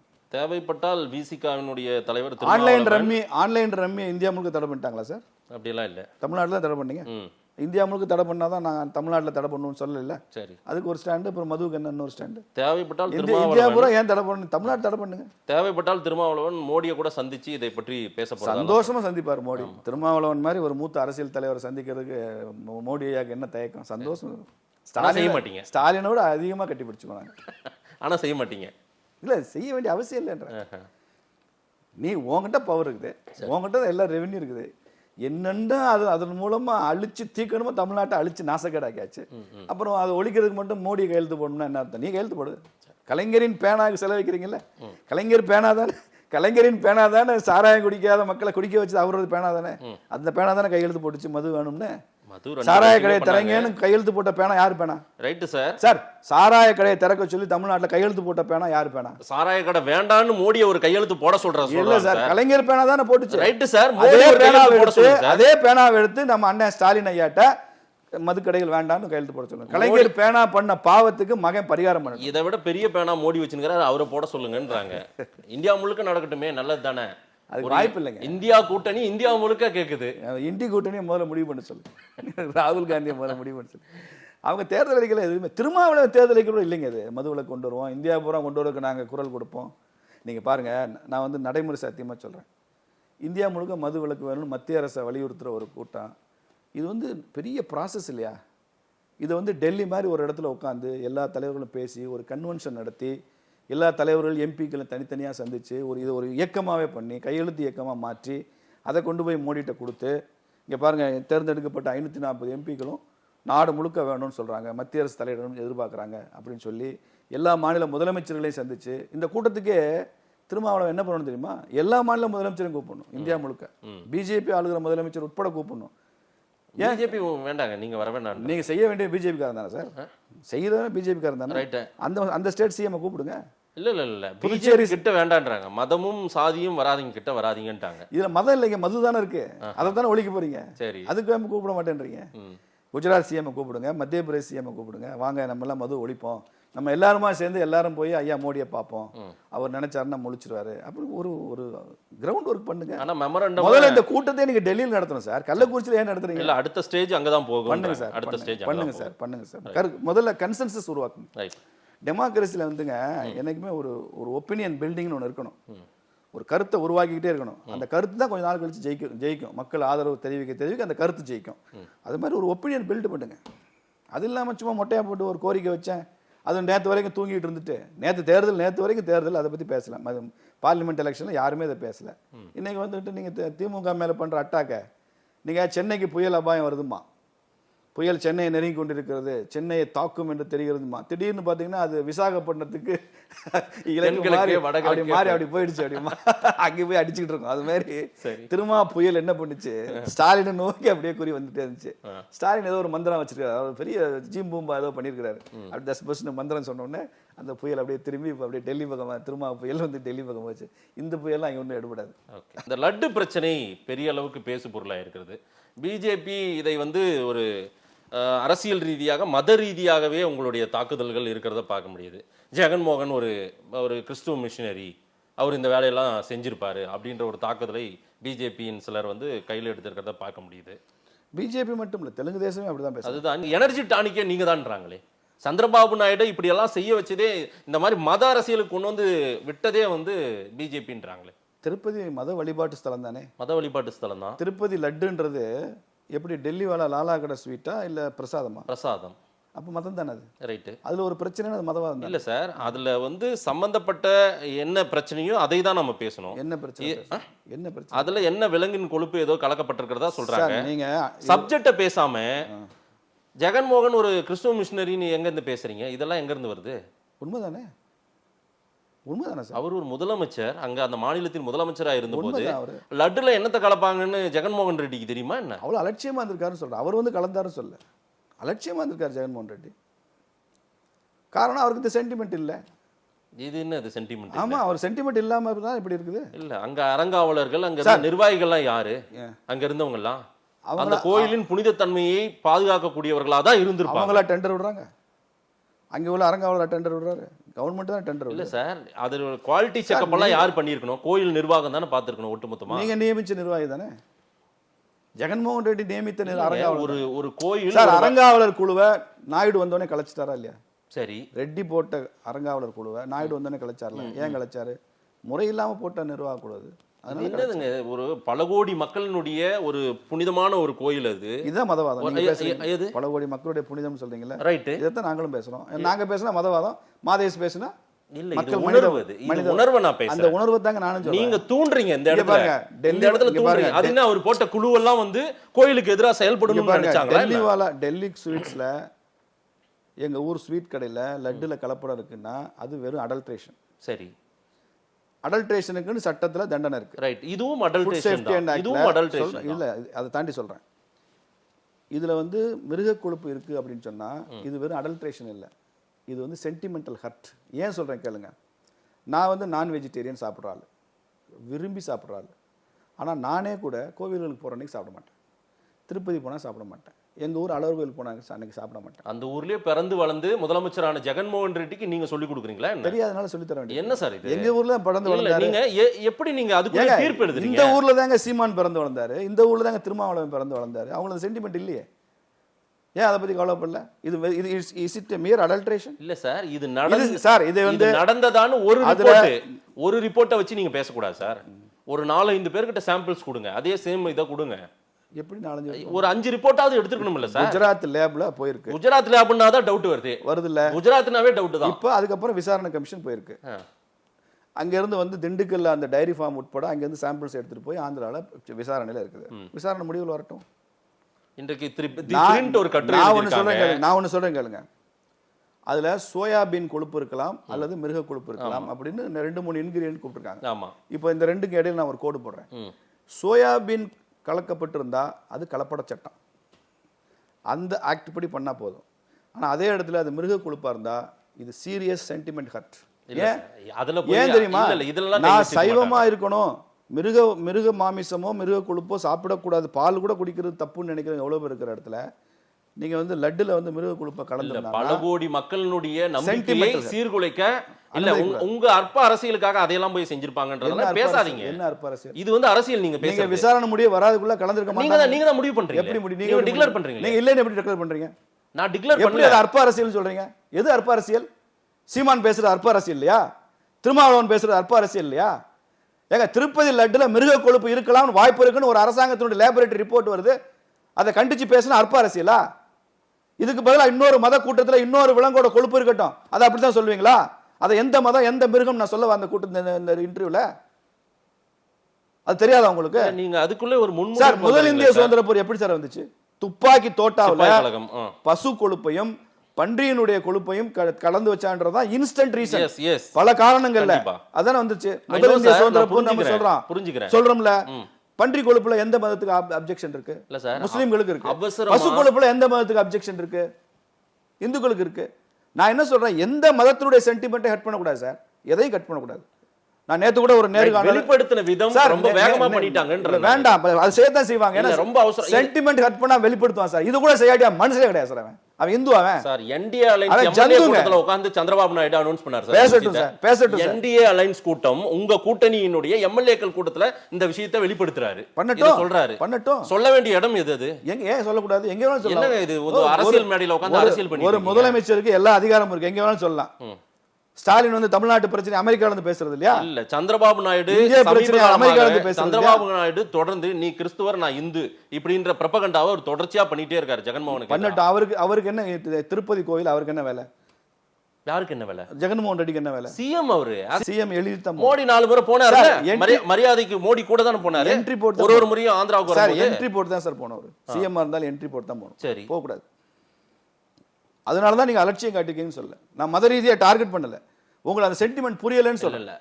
அந்த சென்டிமெண்ட் புரியல உங்களுக்கு, அதனால பண்ணு. இப்போ நான் மிருக கொழுப்பு இருக்குன்னு சொல்லல, நீங்க ஃபைனல் ரிப்போர்ட் வரட்டும். ஆனா அது வர்ற வரைக்கும் ஒரு ப்ரோவோகேஷன் இருக்காது. நீங்க எப்படி சொல்லுவீங்க? இந்த அளவு கூட கோவப்படக்கூடாதுன்னு எப்படி சொல்லுவீங்க? இந்து கோவப்படணும்னு சொல்லிட்டு இருக்கேன் நான். எல்லாத்துலயும் மழுமட்டையா இருக்காதான்னு சொல்லிட்டு இருக்கோம். இந்த அளவு கூட ரியாக்ட் பண்ணலன்னா எதுக்கு ரியாக்ட் பண்ணுவோம்? இந்த சம்பவம் நடக்குது, பவன் கல்யாண். இந்த சம்பவத்தை கண்டிக்கணும். ரைட், கண்டிக்கிறோம். பவன் கல்யாண் ஒரு பிரஸ் மீட்ல சொல்றாரு, கோயில் தர்ம யாச்சனாவை கல்யாண தர்ம எல்லா கோயில்களையும் நம்முடைய அரசு ஒரு கட்டுப்பாடு ஒரு போர்டு போட்டு கட்டுப்பாட்டுல எடுக்கணும் பண்ணணும்ல, இந்தியா முழுக்க பண்ணணும்ல. அப்படின்னா இதுல ஏதோ ஒரு அரசியல் இருக்கு, ஒரு டவுட். நான் ஆரம்பத்தில் சொல்றேன், கிறிஸ்தவ சர்ச்சோட நிர்வாகத்துல எந்த மாநில அரசாங்கம் தலையிடுது இந்தியா முழுக்க? இல்ல. வக்ஃப் போர்டுலயோ அல்லது மசூதிகளுடைய நிர்வாகத்திலயோ அரசாங்கம் தலையிடுதா? இல்ல. இந்து கோயில்ல மட்டும் அரசாங்கத்துக்கு என்ன நேரா அங்க வரீங்க பாத்தீங்களா? என்ன அப்ப அஜெண்டா ஏதோ இருக்கு, என்ன வேலை உங்களுக்கு? ஏதோ ஒரு அஜெண்டா. நீங்க சமய சார்பற்ற கவர்மெண்ட் தானே, ஏன் இந்து மத கோயில மட்டும் தலையிடுறீங்க? ஏன் இந்துக்கள் கோயில் இந்துக்கள் நிர்வாகம் பண்ணிக்க முடியாதா? இத்தனை வருஷம் பண்ணிட்டு சார் சிறப்பா நடந்துட்டு இல்லைன்றேன். அப்படி இருந்தா அந்த கலப்படம் நடந்திருக்காதுன்றேன். நடந்திருக்காது. அப்படி இருந்தா நீங்களே அப்படி பேச மாட்டீங்க. சென்டிமெண்டல் ஹர்ட் நடந்துட்டு இருக்கேன். ஒரு ஹர்ட்ன்ற வார்த்தைக்கு ஒரு இம்பார்ட்டன்ஸ் கொடுங்க சார். தெரியும் சார், தெரியும் சார். ஹர்ட் ஆயிருக்காங்க. நானும் கோயிலுக்கு போறவன், திருப்பதி கோயிலுக்கு போறவன், நானும் திருப்பதி தான் எனக்கும் குலதெய்வம் வந்து. அப்ப அந்த வார்த்தையை மதிங்க. சரி, நானு ஒரு உதாரணம் சொல்றேன். ஃபைனலா நீங்க தீர்ப்பு எழுதுறீங்களே, ஒரு முகாம் தீர்ப்பு எழுதல, விசாரணை கமிஷன் முடிவு வரட்டும் தான் சொல்றேன். ஒரு அறையில தங்கி இருந்த ஒரு முகாம் போனப்போ 10-15 வருஷத்துக்கு முன்னால, அதுல என்னோட தங்கி இருந்த 2 பேர் சிகரெட் பிடிப்பாங்க. ஒரு நண்பர் தீப்பெட்டி எடுத்தாரு, உரசினாரு, சிகரெட் பத்த வச்சுட்டாரு, அவர் குடிச்சிட்டாரு. இன்னொரு நண்பர் என்ன பண்ணாரு, அப்ப பவர் போயிடுச்சு, நாங்க தங்கி இருந்த ஒரு ஹில் ஸ்டேஷன், பவர் போயிடுச்சு, ஒரு மெழுகுவர்த்தி எடுத்துக்கிட்டு இருந்துச்சு. இவர் போய் வாயில சிகரெட் வச்சுட்டு அந்த மெழுகுவர்த்தி எடுத்து இப்படி வைக்க போனார். உடனே இந்த நண்பர், அப்படி பண்ணாத அப்படின்னார். ஏன்? இல்லை மெழுகுவர்த்தியில் பண்ணாத. ஏன்னா இவர் கிறிஸ்தவர். இதில் என்ன இருக்கு அப்படின்னார் அவர். இதில் என்ன இருக்கு, 10 வைக்கல என்ன இருக்கு? அப்போ நான் சொன்னேன், இங்கே வேற, எப்போ அவர் அப்ஜெக்ட் பண்ணி அவர் ஹர்ட் ஆகுறாரோ அப்போ நீ பண்ணாத, உனக்கு தேவை சிகரெட் பற்ற வைக்கணும், அந்த தீப்பெட்டி வாங்கி பற்ற வை. அவரே தீப்பெட்டி ஆஃபர் பண்ணார், முடிஞ்சு போச்சு. அந்த இடத்துல ஏன் மெழுகுவர்த்தியில் பற்ற வச்சா என்ன அப்படின்ற கேள்வி கேட்டா நான் மனுஷனே கிடையாது. அது ஒரு கிறிஸ்டியன் சென்டிமெண்ட்னா அந்த சென்டிமெண்ட்டை நான் ஹானர் பண்ணணும். பன்றிங்கிற ஒரு மிருகம் இஸ்லாமியர்களுக்கு உடன்பாடானது அல்ல, அவங்க அதை ஏற்றுக்க மாட்டாங்கன்னா அந்த சென்டிமெண்ட்டை நான் மதிக்கணும். ஏன் இதை மட்டும் ஏற்றுக்க மாட்டேன்னு நான் கேட்கக்கூடாது. நான் பசுவை இந்துக்கள் மதிப்பான்னா அந்த சென்டிமெண்ட்டை நீங்கள் மதிக்கணும். இது ஆயிரக்கணக்கான மக்கள், கோடிக்கணக்கான மக்களோட நம்பிக்கை சார். அதெல்லாம் கேள்வி கேட்காத கொச்சப்படுத்தாங்க. இதுதான் அந்த திராவிட அரசியல்ங்கிறது. அதுக்கு நீங்களும் உள்ள ஊடகங்களும் சப்போர்ட் பண்ணுறதுனால தான் இந்த மாதிரி நடந்துட்டு இருக்கு. இல்லை, தவறுகள் நடந்திருந்தால் அது உண்மையாகவே தண்டிக்கப்பட வேண்டியது தான். ஆனால் அவர் போட்ட குழு இப்படி, அவர் இந்த மாதிரி ஒரு மதத்தை சார்ந்தவர் அப்படின்னு ஹைலைட் பண்றது தான் உங்க அரசியலுக்காக. சந்திரபாபு நாயுடு அவருடைய போட்டி அரசியலான தன்னுடைய எதிரியான ஜெகன்மோகனை பழிவாங்க இதுதான் சரியான நேரம். ஜெகன்மோகன் ரெட்டிக்கு ஒரு வசதியான ஒரு ஆயுதம் கிடைச்சிருக்குல்ல. ஒரு பிரச்சனையை கலப்படமா ஒரு விஷயமா பார்க்காம மத ரீதியா தாக்குதல் நடத்துறாரு, சிறுபான்மை மக்கள் அச்சப்படுத்துறாருன்னு ஜெகன்மோகன் கவுண்டர் அரசியல் பண்ண வேண்டியதானே, முடிஞ்சு போச்சு. அதுக்கு ஒரு வழிவகுத்து கொடுக்குறாருல சந்திரபாபு நாயுடு. நீங்க கவுண்டர் பாலிடிக்ஸ் பண்ணுங்க, வேக வேகமா அந்த அவங்க வீட்டு நீங்க பண்ணுங்க சார். அவங்க வீட்டை முற்றுகையிடுவதும் அதுல போய் காவி சாயம் போசுற வேலையெல்லாம் யார் பண்ணுங்க? நீங்க சந்திரபாபு நாயுடுக்கு எத்தனை நாள் உள்ள வச்சீங்க? அவரை எப்படிலாம் டார்ச்சர் பண்ணீங்க? பழிக்கு பழி அரசியல் இது நடக்குது. வேடிக்கை பாக்குறீங்க, அரசியல் ஏதோ வேடிக்கை பாக்குறீங்க. அந்த முற்றுகை பண்ணவங்கள அரெஸ்ட் பண்ணுங்க. இல்ல இந்த அசைன்மென்ட் அவர் வீட்ல யாரோ கல்லெறிஞ்சாலும் செய்த அசைன்மென்ட்டே கூட்டணியான பவன் கல்யாண் சந்திரபாபு நாயுடு மோடி பண்றது, அவர் வீட்ல பிஜேபி பண்றதுன்ற. அவர் வீட்ல அவர் இல்ல, அது ஏதோ அவர் இருந்த வீடுன்றாங்க. எரிஞ்சிருக்காங்க, கல்லெறிஞ்சிருக்காங்க. நான் ஒன்னும் அவங்க மேல சாஃப்ட் கார்னரோட இருங்கன்னு சொல்லல. சட்டப்படி நடவடிக்கை எடுங்க, தப்பே கிடையாது. அவனுக்கு உச்சபட்ச தண்டனை கொடுங்க. அப்படி பண்ணக்கூடாது அரசியல்ல. என்ன பிடிக்கலன்றக்கா என் வீட்டில் கல்லெறிவாங்களா? உங்களை பிடிக்கலன்றக்கா நான் உங்க வீட்டில் கல்லெறிய முடியுமா?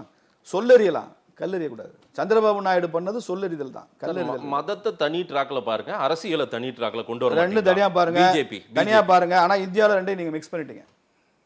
மிக்ஸ் பண்றது நீங்க, மிக்ஸ் பண்றது நீங்க. இந்துன்னா ஒரு அரசியல், சிறுபான்மையினரை ஒரு அரசியல் பண்றது மற்ற கட்சிகள். ஏன்னா சிறுபான்மையினரை நீங்க அவனை ஒரு மனுஷனா, ஜனநாயகத்தில் அவனை ஒரு வாக்காளனா இதெல்லாம் பண்ணாம அவனை ஒரு வாக்கு வங்கியாவே பயன்படுத்தி அவனை இருட்டிலேயே வச்சிருந்து அவனை அச்சுறுத்தியே வச்சிருந்தா தான் அந்த ஓட் பேங்க் நமக்கு வரும்ன்ற ஒரு அரசியல் தமிழ்நாட்டில் இந்தியா முழுக்க நடக்கிறதுனால அவங்க டார்க்ல இருக்காங்க.